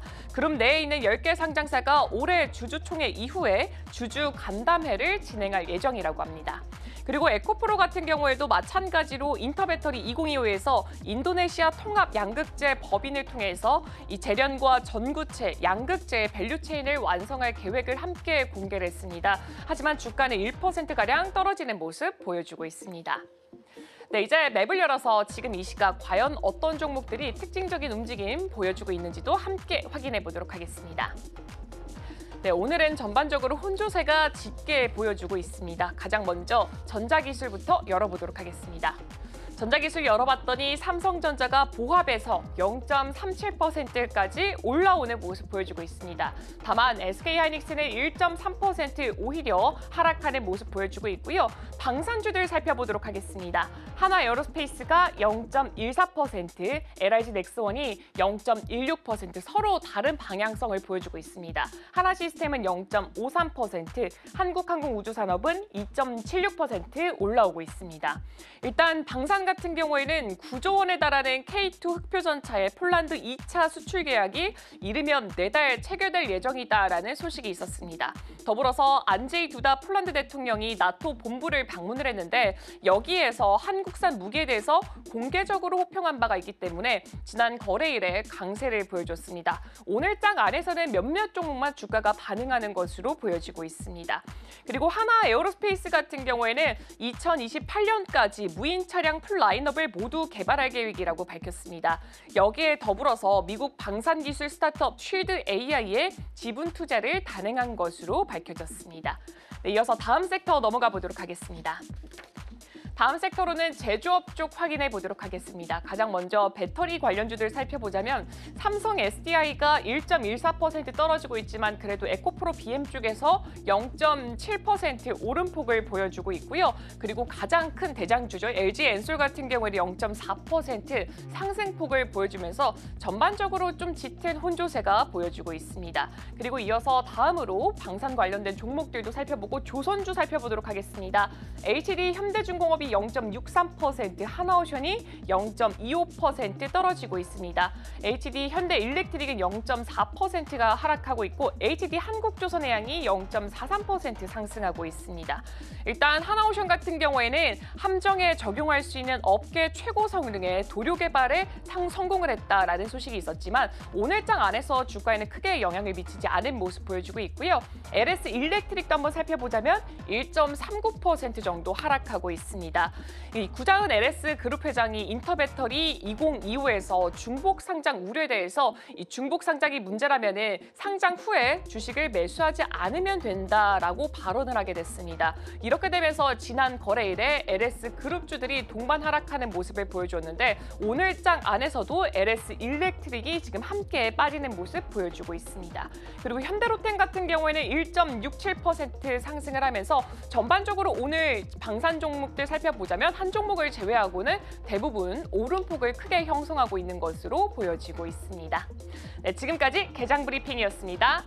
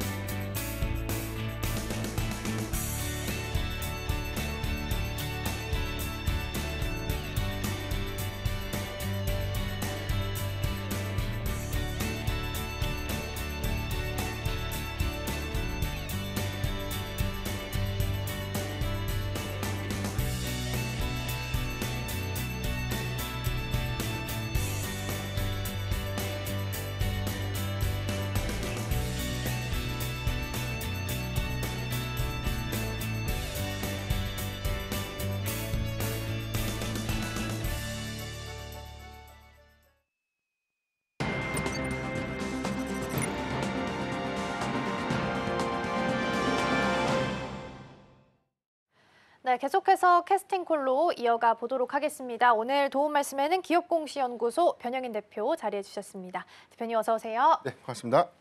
네, 미국 시장은 계속 지난 한 주 좀 지지부진하게 보내다가 그래도 금요일장에선 반등이 조금 나오긴 했습니다. 오늘 코스피도 일단 지금은 플러스로 좀 전환하면서 2,564선 지나가고 있는데요. 양시장에서 현물도 그렇고 선물도 그렇고 외국인은 일단 매도입니다. 전반적인 분위기는 어떻게 좀 해석을 해야 될까요? 네, 대체적으로 오늘 시초에 일부 어제 전 거래이죠. 미국 증시가 반등폭이 좀 있었어요. 이제 관세 리스크가 다시 한번 재부각됐던 흐름들, 여기에 관련된 기술주 중심의 투심이 좀 크게 위축됐던 영향들은 계속해서 좀 이어졌었는데 파월 의장이 미국의 어떤 경제 지표가 비교적 견조하다라는 발언 이후에 오히려 낙폭을 축소하면서 이 상승 전환을 했다는 점.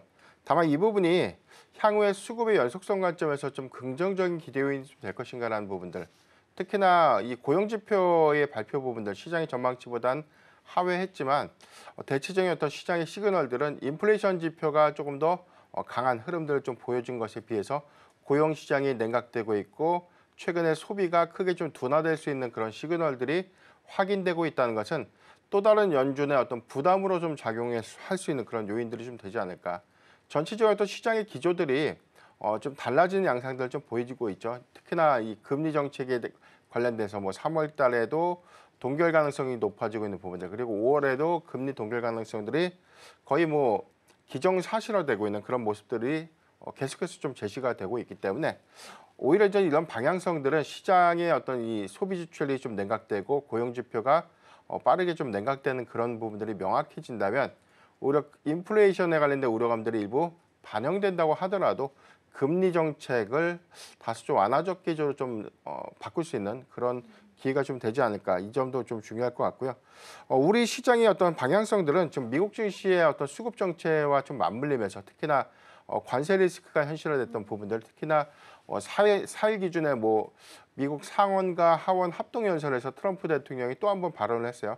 칩스법을 폐지해야 된다라는 어떤 강력한 발언들이 또 다른 변수 요인들이 좀 됐기 때문에 국내 증시 특히나 주도주의 수급 정체가 아직까지는 위축될 수밖에 없는 요인들이겠지만 시장의 전망들, 특히나 미국 안에 투자들을 조금 더 가속화시키기 위한 협상용 카드라는 어떤 전망들도 우세하다는 점을 좀 우리가 착안해 보면 오히려 해당되는 이슈가 부각됨에 따른 조정을 매수의 기회로 활용할 수 있지 않을까라고 판단해 보겠습니다. 일단 전반적인 분위기는 좀 나쁘지 않게 흘러가고 있는 것 같습니다. 지수상으로 놓고 봤을 때 코스피가 계속 그 보합에서 오르락 내리락 하고 있는데 수급상으로 봤을 때 아직까지 외국인 투자자가 돌아오고 있지 않다라는 부분이 좀 아쉽긴 합니다. 일단 이번 주에 나오는 CPI 지표들도 좀 체크를 해보셔야 되지 않을까 싶습니다. 오늘 외국인이랑 기관 쪽에서 담아가는 종목들 먼저 확인해 보겠습니다. 오늘 보면은 외국인은 포스코 홀딩스를 담아가고 있고요. 기관에서는 포스코 홀딩스, 포스코 인터내셔널까지 지금 현재 상단에 이름을 올리고 있습니다. 그동안 그룹주 하면 우리가 한화 많이 좀 봤었는데 일단 금요일 날에는 포스코 그룹주 이슈가 좀 붙어주게 되면서 흐름이 좀 나쁘지 않았습니다. 물론 포스코 홀딩스는 2차 전지 생각하고 투자하신 분들 물량이 아마 많이 남아있긴 할 것 같긴 한데 그래도 자리가 낮았다라는 점을 좀 고려해 봤을 때는 포스코 그룹주를 우리가 생각하는 다음 차기 주자로 좀 생각할 수 있을까요? 포스코 그룹주의 두 가지 사업 패턴들이 있었죠. 가장 많은 모멘텀을 좀 받는 섹터 중에 하나가 이제 2차 전지가 좀 될 것이고 이 부분은 전기차 캐즘이 지속되고 있는 그런 구간들, 특히나 유럽의 액션 플랜도 사실상 시장의 기대 요인들보다는 좀 많이 반감된 요인들 좀 일부가 좀 있었습니다. 그러니까 전기차 보조금에 관련된 명확한 정책이 좀 제시되지 못했던 점이 좀 아쉽기는 하지만 지금 데이터상에서는 1월과 2월 데이터에서 유럽의 경우에도 전기차의 판매량들이 증가되고 있는 요인들, 미국의 경우에는 전기차 보조금에 관련된 폐지 이슈가 좀 부각된다고 하더라도 자체적으로 하이브리드 차종부터 해가지고 전기차의 판매 비중들이 전월 수준을 좀 유지하고 있다는 그런 관점에서 보면 일단 올해는 상저하고 기조가 좀 더 명확해지지 않을까라는 기대 요인들이 좀 일부가 좀 있겠고요. 특히 포스코 그룹주의 경우에는 최근에 AI 관련된 로봇 관련된 사업 이슈가 좀 더 재차 부각이 좀 된 바 있었죠. 이 부분에 관련된 향후에 양상 가능성들과 좀 맞물리면서 일부 좀 기대 요인들이 좀 됐다는 부분들, 특히나 LNG 가스전에 관련된 프로젝트가 좀 더 가시화되는 그런 부분들이 철강의 업황 개선 기대감들 그리고 여기에 동조되는 포스코 인터내셔널 등의 향후의 어떤 상사 부분에 대한 매출 확장성 이런 것들이 종합적으로 좀 그룹주 전반에 수급의 어떤 반등 요인으로 좀 작용을 좀 했겠지만 중요한 것은 2차 전지 섹터의 명확한 반등 시그널 내지는 명확한 실적 개선이라는 어떤 키워드가 더 중요하지 않을까라고 볼 수 있기 때문에 대체적인 수급의 반등은 좀 긍정적이다라고 볼 수 있겠지만 일부 좀 노이즈는 좀 유의를 좀 해봐야 되지 않을까. IRA 관련된 정책 불확실성들이 최근에 칩스법에 관련된 폐지 이슈가 계속해서 좀 재차 부각이 됐기 때문에 IRA 관련된 이슈도 연장선상에서 같이 동조되는 어떤 수급으로 영향을 일부 좀 받지 않을까라고 좀 판단해 보겠습니다. 네, 포스코 그룹주 같은 경우에는 일단 수급 반등이 들어오고 있는 건 긍정적이지만 노이즈에는 유의해야 된다라는 말씀 주셨고요. 전반적인 흐름으로 봤을 때는 상저하고를 말씀을 좀 해주셨습니다. 지난주 금요일에 이제 저희가 이야기 나눌 때만 보더라도 삼성전자가 그 유리 인터포저 개발한다라는 소식 전해지면서 저희가 그거에 대한 이야기를 좀 나눴습니다. 근데 오후장 들어서는 갑자기 브로드컴이랑 광반도체 개발한다라는 소식 속에서 가장 대표적인 종목으로 퀄리타스 반도체가 가장 강세를 보이면서 움직이기도 했습니다. 사실 이건 이제 TSMC는 이미 엔비디아랑 가지고 협력하고 있는 기술이라서 아예 실체가 없는 건 아닌 것 같거든요. 근데 추가적인 상승세를 이어갈 수 있을까라는 부분에 있어서는 아직까지는 좀 퀘스천 마크라서 어떻게 보실까요?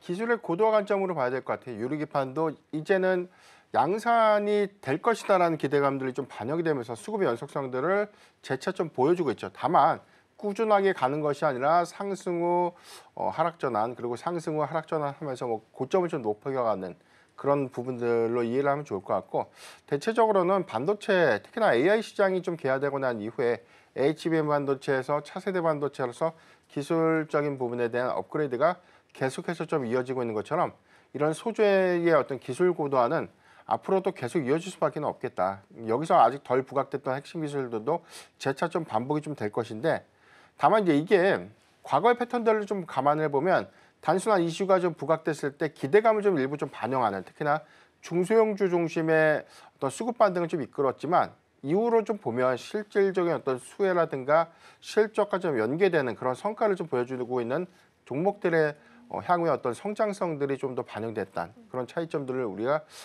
꼭 기억을 좀 하면 좋지 않을까. 대체적으로 광반도체 관련된 어떤 이슈 이런 것들은 지금 현재 개발 중에 있는 그런 부분들에 관련된 어떤 기대감들이 일부 좀 현재는 반영되고 있는 부분들이지만 전반적인 어떤 반도체 섹터는 가장 중요한 게 이제 실적이라고 저는 보고 있어요. 그러니까 지금 현재 섹터의 가장 큰 수급 위축들은 레거시 부분에 대한 약진이 덜 퇴화된 그런 부분들이 가장 큰 원인이 됐었고 HBM 시장의 확장성들은 다시 한번 좀 재확인을 했지만 전반적인 업황은 반도체 뭐 디램이라든가 낸드 가격의 어떤 반등 이후에 실질적으로 어떤 이익 개선들이 이루어지는 그래서 전반적인 업황 개선을 선행해야 된다는 관점에서 우리가 기억을 하면 좋지 않을까라고 좀 말씀드리겠습니다. 네, 일단은 반도체 성능을 좀 개선시키는 방안에 대해서 고민을 좀 많이 하고 있는 것 같고요. 이날 이제 광반도체 관련해서는 퀄리타스 반도체가 가장 대표적으로 움직임을 좀 보였습니다. 이제 기술을 좀 보유를 하고 있는 것으로 확인되고 있는데 금요일엔 한 22% 넘게 종가에서 형성이 됐었는데 오늘은 0.34%로 확인되고 있고요. 일단 그림상으로는 음봉으로 그림 그려지는 모습까지 확인되고 있습니다. 그러면 이제 성능 높이는 방법 중에 가장 대표적인 것 중 하나가 또 유리기판이 아닐까 싶습니다. CES도 그렇고 MWC도 그렇고 계속해서 글라스 기판 관련해서 전시가 나오고 있는 상황인데 오늘 유리기판 관련주 흐름도 일단 나쁘진 않습니다. PI도 지금 현재 11%, 피롭틱스 6.6%, 캠트로닉스도 5.9%로 흐름이 좀 나쁘진 않아서 그러면 이제 진짜 출시 임박 메시지로 좀 해석을 할 수도 있는 걸까요? 네, 올해 이제 하반기에 SKC 앱솔릭스가 하반기에 부분 양산, 일부 파일럿 제품이 아니라 일단 적용이 가능한 수준의 양산이 시작됐다라고 좀 볼 수가 있겠고 이 부분이 전반적인 제품의 보편화되는 어떤 부분은 아니지만 그 해당되는 어떤 서버군에서는 그 가격대가 굉장히 높은 고사양군에 먼저 좀 투입이 좀 될 것이고요. 이 부분이 향후에 수요 안정화를 좀 통해서 점진적인 대량 양산 체제를 좀 구축할 수 있는 그런 계기점들은 한 2030년 이후라고 지금 대체적으로 좀 전망을 좀 해보고 있기 때문에 관건은 지금 기술 구현이 안 된다가 아니라 대량 양산이라는 허들을 좀 넘어야 된다는 것입니다. 다만 일부 양산을 선점하는 SK 그룹 안에서는 엔비디아와의 협력 관계를 좀 고려했을 때 향후에 유리기판의 엔비디아 어떤 적용 부분들은 확장세를 좀 보일 수 있다는 점. 특히나 이후에 삼성전자가 유리기판에 관련된 사업 역량들을 조금 더 강화시키는 그런 움직임들은 이러한 부분들에 대한 선상 관점에서 향후에 뭐 엔비디아를 비롯해서 하이퍼스케일러들의 어떤 향후에 AI 칩에 적용되는 유리기판의 어떤 대체 가능성들은 굉장히 좀 높아질 수밖에 없겠다. 지금 뭐 서버에 관련돼서는 열을 관리하는 이슈, 그래서 뭐 좀 액침 냉각 기술을 계속해서 뭐 재차 부각되고 있지만 이 부분도 비전도성 액체를 좀 구현해서 서버를 좀 침식시키는 기술이기 때문에 기술의 구현이 사실상 뭐 상대적으로 굉장히 좀 높은 난이도를 좀 요하는 그런 차이가 좀 있다는 관점에서 대안은 유리기판이 대량 양산 체제를 좀 갖춘다는 전제라면 조금 더 현실적인 대안이 좀 되지 않을까 좀 판단해 보겠습니다. 그러게요. 일단은 유리기판이 지금 기준으로 봤을 때는 가장 현실적인 대안으로 떠오르고 있지 않나 싶습니다. 오늘도 다시 한번 오랜만에 섹터 내에서는 움직임을 좀 보이고 있습니다. 가장 크게 PI가 움직임 보이고 있고요. 대장주인 피롭틱스랑 캠트로닉스, 한빛레이저, YC캠도 오늘 강세 보이면서 움직임 확인되고 있습니다. 그럼 이번에는 지난주 금요일에 이슈가 있었던 유한 양행을 좀 볼까 합니다. 베링거 인겔하임과 이제 메쉬 기술 개발하는 거에 대해서 중단을 통보받았다라고 합니다. 그래서 이제 투자자들 입장에서는 뱉어낼 계약금이 있을까 봐 우려를 했었는데 사실 그럴 가능성 좀 적고 만약에 그렇다 하더라도 한 500억 정도 수준이라서 크게 걱정하지는 않아도 된다라는 시선들이 좀 모였습니다. 오늘 움직임 보면 1%대 강세는 보이고 있는데 금요일에 크게 좀 밀렸던 부분에 있어서는 아직까지 만회가 나타나지는 않고 있습니다.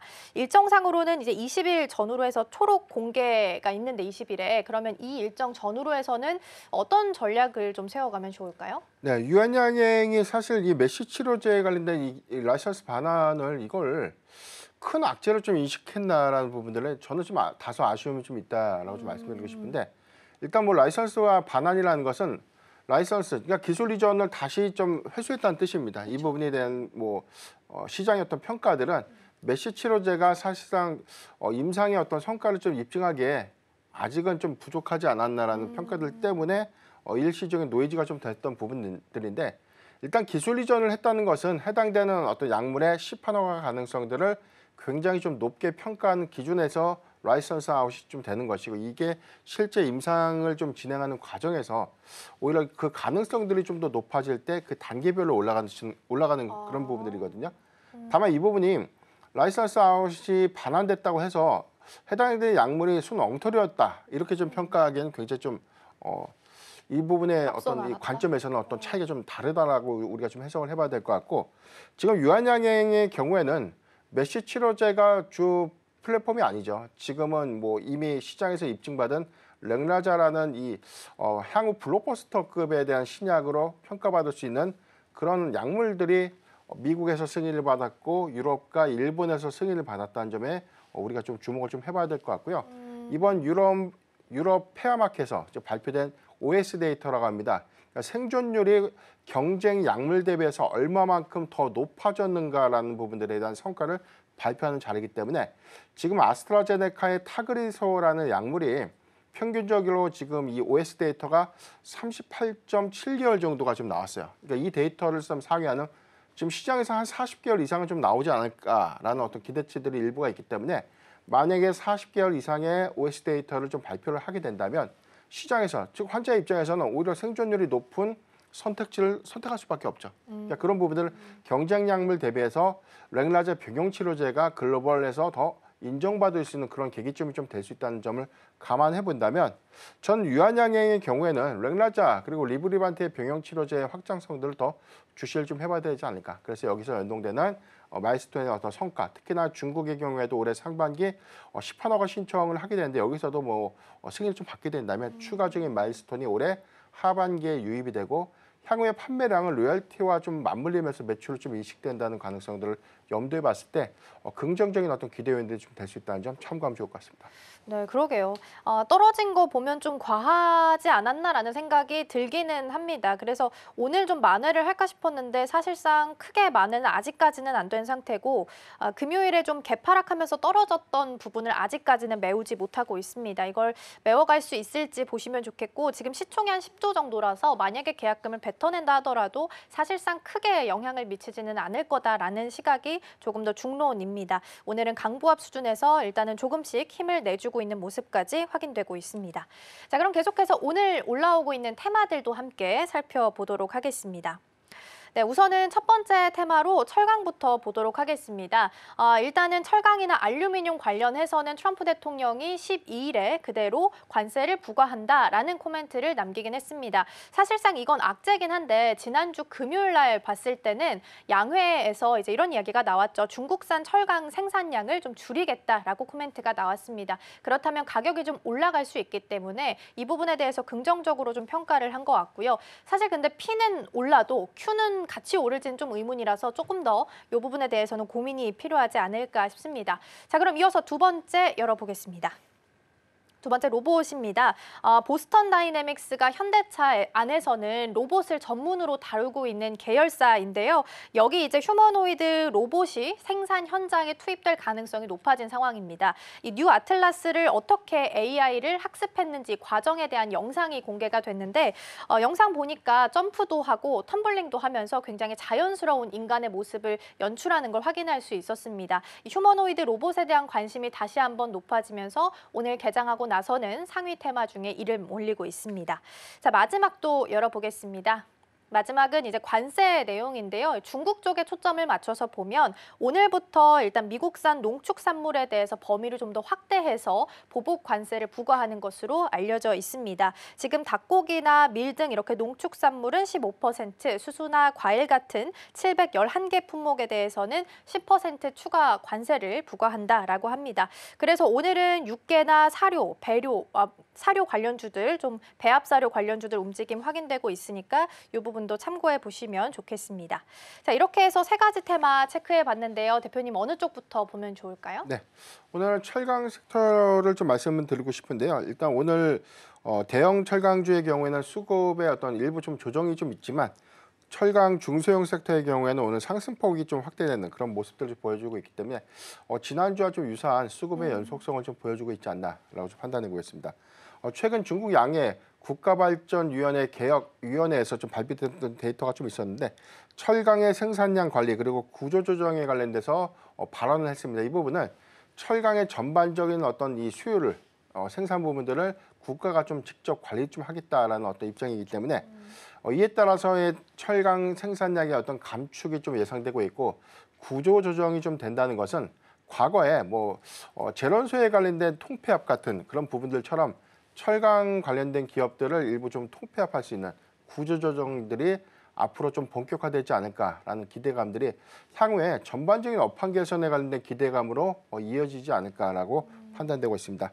증권사가 좀 최근에 어떤 산업 동향에 관련돼서 분석된 데이터가 좀 있었는데 작년 기말 기준에 9억 9천만 톤의 생산량이 2030년도에는 한 1억 5천만 톤의 생산량들이 감소될 수 있겠다. 이 부분은 점진적으로 지금 현재 많은 부분, 특히나 자국보다 더 싸게 수출을 하다 보니까 가격 경쟁에 관련된 요인들 때문에 수익성이 크게 좀 개선될 수밖에 없는 그런 악순환들이 지속되고 있었기 때문에 향후에 철강 생산량을 좀 감축한다는 그런 부분들은 원가가 개선될 수 있고 생산 단가가 좀 높아질 수 있는 그런 부분들에 대한 기대 요인들은 수익적인 어떤 지표가 좀 회복될 수 있는 그런 긍정적인 좀 시그널이 되지 않을까라고 좀 판단되고 있습니다.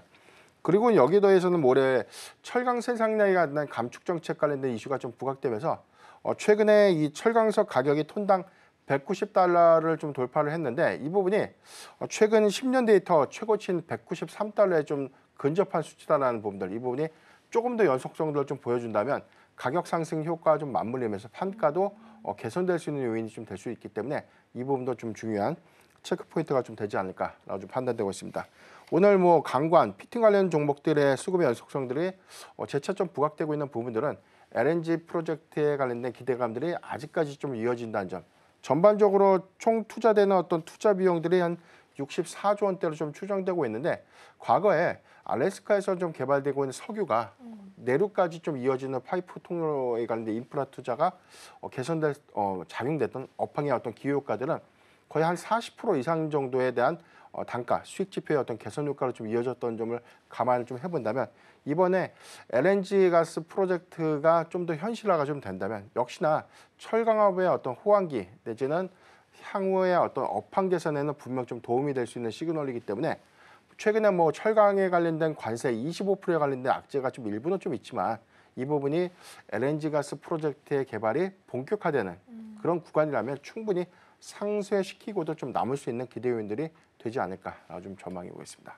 맞아요. 그 말씀 해주셨던 것 같아요. 오히려 이제 관세 부과가 있다 하더라도 그만큼 수요가 이걸 더 넘어설 수 있기 때문에 오히려 장점으로 볼 수 있다라는 말씀 해주셨던 기억이 좀 나고요. 오늘 철강 쪽에 있어서는 좀 대형주 단에서는 눌리는 종목들이 많이 보이고 있고요. 중소형 단으로 넘어갔을 때는 그래도 뒤에 스틸 붙어 있는 종목들은 추가적인 상승 이어갑니다. 오늘은 대동 스틸이 가장 강하고요. 17.5% 그리고 넥스틸은 1.5%, 휴스틸도 1.1%로 전반적으로 중소형 단에서는 추가적인 상승을 이어가고 있습니다. 그런데 철강은요, 대표님, P가 만약에 이제 생산량을 줄인다고 하면 P는 오를 수 있겠지만 사실 Q가 오를지는 잘 모르겠거든요. 네. 그래서 이거를 정말 단순 테마를 넘어서서 이 철강 관련주들을 좀 좋게 볼 수 있는지 어떻게 좀 보세요? 일단 업황으로 우리가 확인했던 수치는 계속해서 판가, 수익 지표가 개선되지 못하다 보니까 불안기로 보는 게 맞을 것 같고 다만 이 부분은 수요가 언제쯤 회복될 것인가, 그래서 계속해서 중국 전인대라든가 여기서 경기 부양 측이 얼마만큼 좀 제시가 될 것인가, 그래서 상향 제시가 좀 된다면 일시적인 수급의 개선 요인으로 좀 작용을 했지만 이게 실제 업황 개선과 이어질 수 있는가라는 관점에서는 일부 퀘스천 마크가 있었죠. 이 부분은 대체적으로 현실화되는 정책이 좀 중요할 것 같습니다. 경기가 좋아지는 경기 부양책을 좀 제시하기보다는 실질적으로 중국에서 특히나 국가 차원에서 철강 생산량을 좀 감축하는 그런 메시지들이 말로만 하는 것이 아니라 좀 현실화되는, 정책이 현실화되는 그런 관점에서 철강의 어떤 가격 상승 요인으로 좀 이어지는 부분들, 최근에 반덤핑 관세 부분들도 마찬가지로 자국에서 소화되지 못했던 부분들을 싸게라도 수출해야 되는 그런 부분들 때문에 가격 경쟁력에서 굉장히 좀 약화될 수 있는 요인들이 좀 반복되고 있다는 것이죠.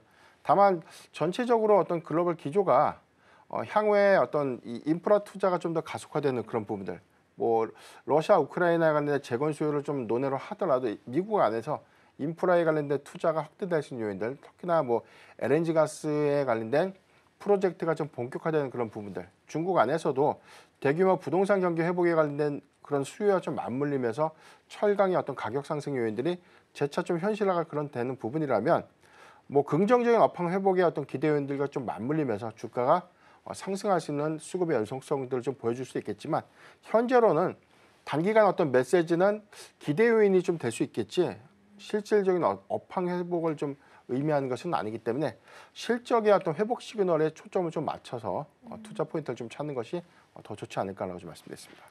실질적으로 진짜 그 양을 줄여가는지 보셔야 될 것 같고요. 회복 시그널도 파악을 좀 해봐야 될 것 같습니다. 그럼 오늘 상위 테마 중에 하나가 또 로봇이어서 로봇 쪽도 한번 보겠습니다. 일단은 등락률로 봤을 때는 오르는 종목의 수가 일단 더 많고요. 오늘은 라운테크, 클로봇 이 정도 종목이 6%, 5%대 강세를 현재 보이고 있습니다.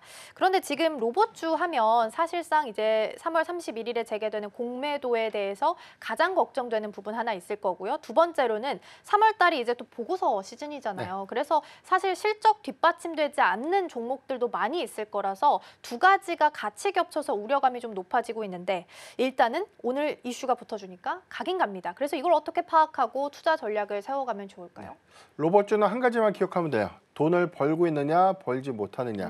이 차이가 좀 중요할 것 같고 돈을 벌지 못한다면 특례 상장으로 시장에 들어왔는가 아니면 일반 상장으로 들어왔는가. 왜 요건이 좀 다르냐면 특례 상장의 경우에는 당장에 돈을 벌지 못하더라도 향후에 어떤 뭐 관리 종목이라든가 뭐 상장 관련된 어떤 이 적격성 심사에 관련돼서 일부 좀 유예되는 조치가 좀 있죠. 그러니까 특례 면제라는 것은 당장의 성과가 나오지 않더라도 상장을 좀 유지해 주겠다는 뜻이다라고 좀 이해를 하면 좋은데 일반 상장으로 들어왔다면 철두철미하죠. 해당되는 이익 지표가 크게 악화되거나 해당되는 어떤 이 전체적인 어떤 자본 잠식을 좀 갖는가 되는 손실이 너무나 좀 커서 전반적인 어떤 이 이익 지표의 50%를 좀 초과하는 법인세 차감 전 계속 사업 손실을 내고 있는가 이런 차이점들이 좀 있기 때문에 물론 로봇 섹터들이 대체적으로 좀 이 상장 적격성에 관련된 의문을 갖고 있다는 것이 좀 아니지만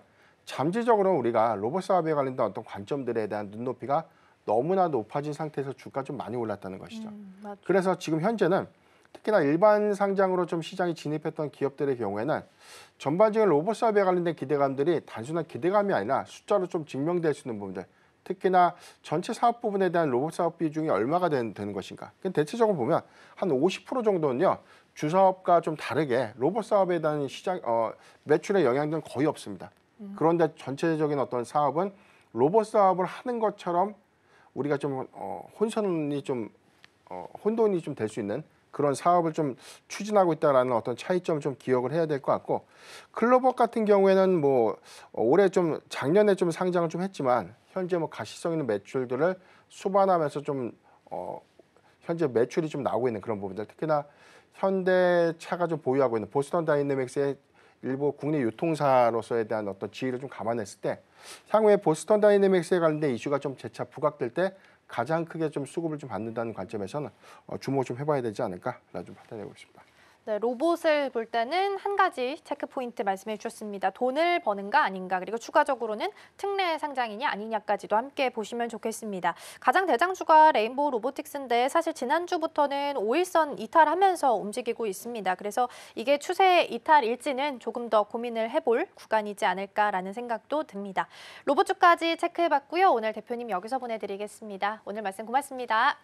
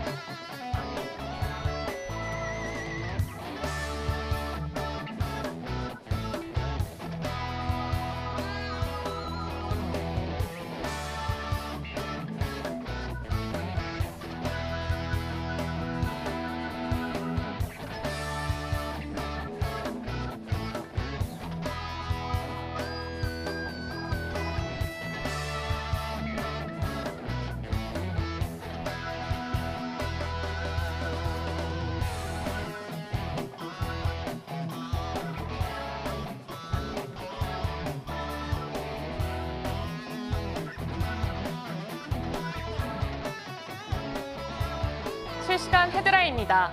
엔진 업황이 초호황이라는 증권사 분석에 한화엔진이 강세를 보였습니다. 증권가에선 현 엔진 업황이 2005년에서 2007년과 같은 초호황이라는 분석을 내놓았고 올해 고가 물량이 23% 증가하면서 매출 1조 3천억, 영업이익 983억으로 완만한 성장을 예상했습니다. 엔진 가격은 신조선가에 비례하거나 호황기에는 더 오르기 때문에 따라서 2024년에 수주한 고가 물량이 2026년에 매출 비중 26%, 2027년에는 100%임을 주목하면서 투심을 자극시켰습니다. 다음 소식입니다. 러시아 대형 정유 공장인 키리시 정유소 시설이 우크라이나 드론 공격 시도로 손상됐다는 소식에 국내 정유 관련주가 장 초반 동반 상승세를 보였습니다. 국내 투심이 자극되면서 매수세가 몰린 것으로 풀이되고 있습니다. 러시아 매체들의 보도에 따르면 드론 파편이 추락하며 정유 공장의 저장 탱크 외부 구조에 손상이 갔다고 전했습니다. 다음 소식입니다. 비철금속 기업 영풍이 주주 환원 정책을 꺼내들면서 10일 장 초반 강세를 보였습니다. 영풍은 지난 7일 이사회를 열고 주주 가치 재고를 결의했습니다. 주식 유동성을 높이기 위한 10대1 액면 분할도 진행할 예정입니다. 증권가는 이로 인해서 투자 접근성이 개선되고 주가 상승에도 긍정적인 영향을 미칠 것으로 기대하고 있습니다. 다음 소식입니다. 금융감독원으로부터 주가 조작 의혹을 조사받는 삼부토건이 급락세를 보이고 있습니다. 삼부토건에 대한 금감원 조사가 이어지고 있는 데다가 삼부토건이 신청했던 회생 절차가 시작되면서 투심이 급냉한 것으로 풀이되고 있습니다. 직전 거래일에도 주가는 하한가를 찍었습니다. 서울회생법원 회생 3부는 지난 6일 삼부토건에 대한 회생 절차 개시 결정을 내렸다고 밝혔습니다.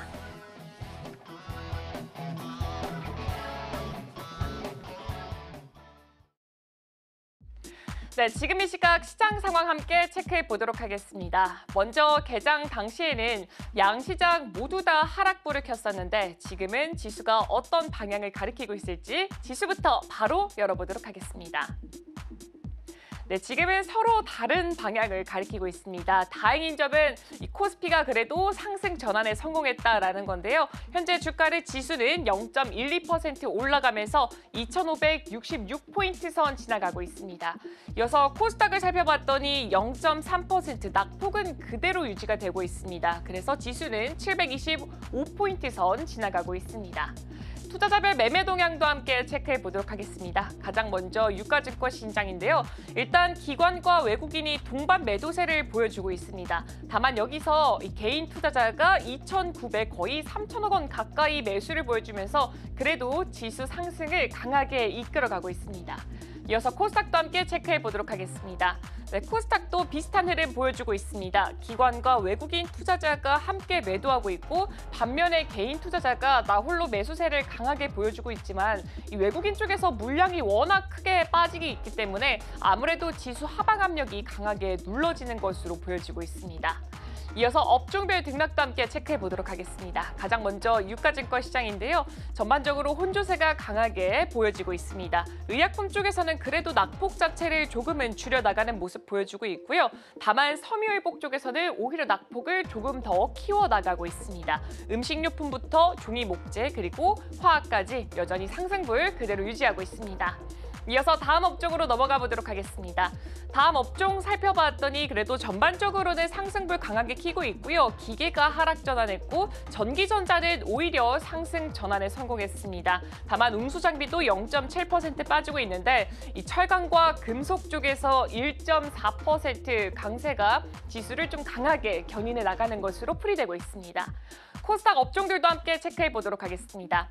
코스닥 업종들 살펴봤더니 지금 전반적으로는 좀 하락세가 크게 보여지고 있고 금융과 기타 서비스가 올라가고는 있지만 0.1%대, 0.01% 아주 소폭의 오름폭을 보여주고 있습니다. 여기서 건설이 1.23% 그리고 유통이 거의 1%가량 빠지는 모습을 보여주면서 전반적으로 지수 하방 압력 강하게 눌러내고 있습니다. 이어서 다음 업종들도 함께 체크해 보겠습니다. 다음 업종 살펴봤더니 마찬가지로 지지부진한 흐름 보여주고 있고요. 그래도 음식료 담배 쪽에서는 소폭이나마 반등에 성공을 했습니다. 다만 종이 목재, 출판 매체, 복제 쪽에서가 0.4%가 넘어가는 하락세를 강하게 연출하고 있습니다. 시가총액 상위 종목들의 흐름도 함께 체크하겠습니다. 먼저 유가증권 시장인데요. 일단 삼성전자가 1.3% 아주 강한 상승폭 보여주고 있고 LG엔솔이 2.36% 상승 전환에 성공했습니다. 현대차도 0.15% 올라가고 있고 SK하이닉스랑 지금 삼성바이오로직스만 1%대 낙폭을 그려내고 있습니다. 삼성바이오로직스는 1.73%로 낙폭이 꽤나 깊은 것으로 보여지고 있습니다. 이어서 코스닥도 함께 체크해 보도록 하겠습니다. 코스닥 시장 같은 경우에는 지금 전반적으로 봤을 때 알테오젠과 에코프로 BM이 상승부를 켜고 있고 HLB 쪽에서 낙폭이 꽤나 깊게 자리하고 있습니다. FDA 결정이 임박하게 되면서 주가의 변동성이 굉장히 크게 보여지고 있는데요. 이 HLB 측에 따르면 신약 승인에 대한 소식은 현재로서는 루머고 결정 통보가 오는 즉시 공식 발표할 예정이다라고 밝혔습니다. 현재 5.24% 정도 떨어지고 있고 레인보우 로보틱스 같은 경우에는 지금 1%가량 하락하는 모습을 보여주고 있습니다. 네, 그럼 이제 이어서 맵을 열어서 지금 이 시각 과연 어떤 종목들이 특징적인 움직임 보여주고 있는지도 함께 체크해 보도록 하겠습니다. 네, 전반적으로 개장과 비슷한 흐름 보여주고 있습니다. 가장 먼저 전자기술 섹터 열어보도록 하겠습니다. 반도체 투탑 같은 경우에는 삼성전자는 상승 전환에 성공을 했고 SK하이닉스 같은 경우에는 계속해서 하락불이 켜져 있습니다. 방산주들 살펴보겠습니다. 한화 에어로스페이스가 2.87%까지 낙폭을 확대해가고 있고요. LIG 넥스원이 1.57%까지 떨어지는 흐름 보여주고 있습니다. 반면에 한화 시스템은 2%대 그리고 한국항공우주산업이 1.76%대 올라가면서 서로 다른 방향성을 그려내고 있습니다. 네, 그리고 이어서 세트레가이 같은 경우에는 초고해상도 위성 발사를 앞두고 주가가 장중 1년 내 최고가를 기록했다라는 부분까지도 함께 체크해 보시면 좋을 것 같습니다. 이어서 다음 섹터로 넘어가 보도록 하겠습니다. 다음 섹터로는 제조업 쪽 확인해 보도록 하겠습니다. 제조업 섹터 안에는 한화엔진이 속해 있는데 일단 증권사에서 엔진 업황이 2025년에서 2027년과 같은 초호황이라는 분석에 강세를 보였습니다. 그리고 STX 엔진 같은 경우에는 837억 규모의 호주 레드백 장갑차용 디젤 엔진 공급 계약을 체결했다라는 소식 오늘장 안에서도 계속 이어지고 있는 것으로 보여지고 있습니다. 전반적으로 봤을 때 배터리 관련주들은 지금 삼성 SDI가 0.92%까지 낙폭을 그려내고 있는 것으로 보여지고 있습니다. 이어서 다음 섹터로 넘어가 보도록 하겠습니다. 다음 섹터로는 의료기술 쪽 확인해 보면 좋을 것 같은데요. 일단 제약바이오 섹터 같은 경우에는 지금 유한양행 같은 경우에는 간질환 치료제 후보물질의 기술을 반환했다라는 소식 전해졌고요. 더불어서 폐암신약이죠. 이 렉나자가 미국과 유럽에 이어서 영국에서도 시판 허가를 받았다라는 소식이 있었습니다. 더불어서 셀트리온 같은 경우에는 미국에서 졸레어 바이오시밀러죠. 옴리클로의 허가를 획득했다라는 소식이 있었고요. 더불어서 이제 의료기술 전반적으로 주가 추이도 함께 체크해 보도록 하겠습니다.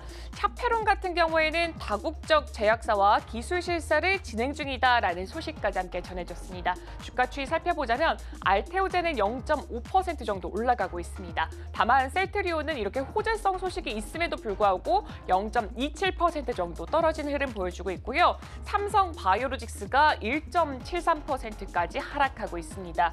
그리고 HLB 같은 경우에는 여전히 지금 낙폭을 강하게 그려내고 있는데 5.36% 하락하는 모습 보여주고 있습니다. 이어서 다음 섹터 넘어가 보도록 하겠습니다. 다음 섹터로는 금융업 쪽 살펴보도록 하겠습니다. 가장 먼저 제가 개장 전 브리핑을 통해서 전해드렸던 메리츠 금융지주 같은 경우에는 현재 0.08% 그래도 지난 거래일에 비해서는 낙폭을 꽤나 많이 줄인 모습 보여주고 있고 SK스퀘어를 제외하고는 모두 다 상승부를 켜면서 전반적으로 강한 오름폭 보여주는 모습 보여주고 있습니다. 네, 지금까지 시장 브리핑이었습니다. 네, 지난주 금요일 미국 시장에서 소폭의 반등이 나오니 오늘은 중국과 오히려 유럽 시장에서는 조금 더 밀리는 모습 보이고 있습니다. 코스피 시장에서는 보합 수준에서 오르락 내리락 하면서 역시나 방향성 현재 탐색하고 있는 상황이고요. 수급상으로 봤을 때 외국인 투자자가 선물해서 매도긴 한데 규모가 좀 적습니다. 그래서 5장 안에서는 매수로 포지션 변경 가능할지도 함께 체크해 보시면 좋겠습니다. 저희가 방송 중에 제공해드린 정보는 투자 판단을 위한 조언일 뿐 해당 종목의 가치와 수익률은 보장하지 않습니다. 저희는 내일 더 다양한 소식 준비해서 돌아오겠습니다. 시청해주신 여러분 고맙습니다.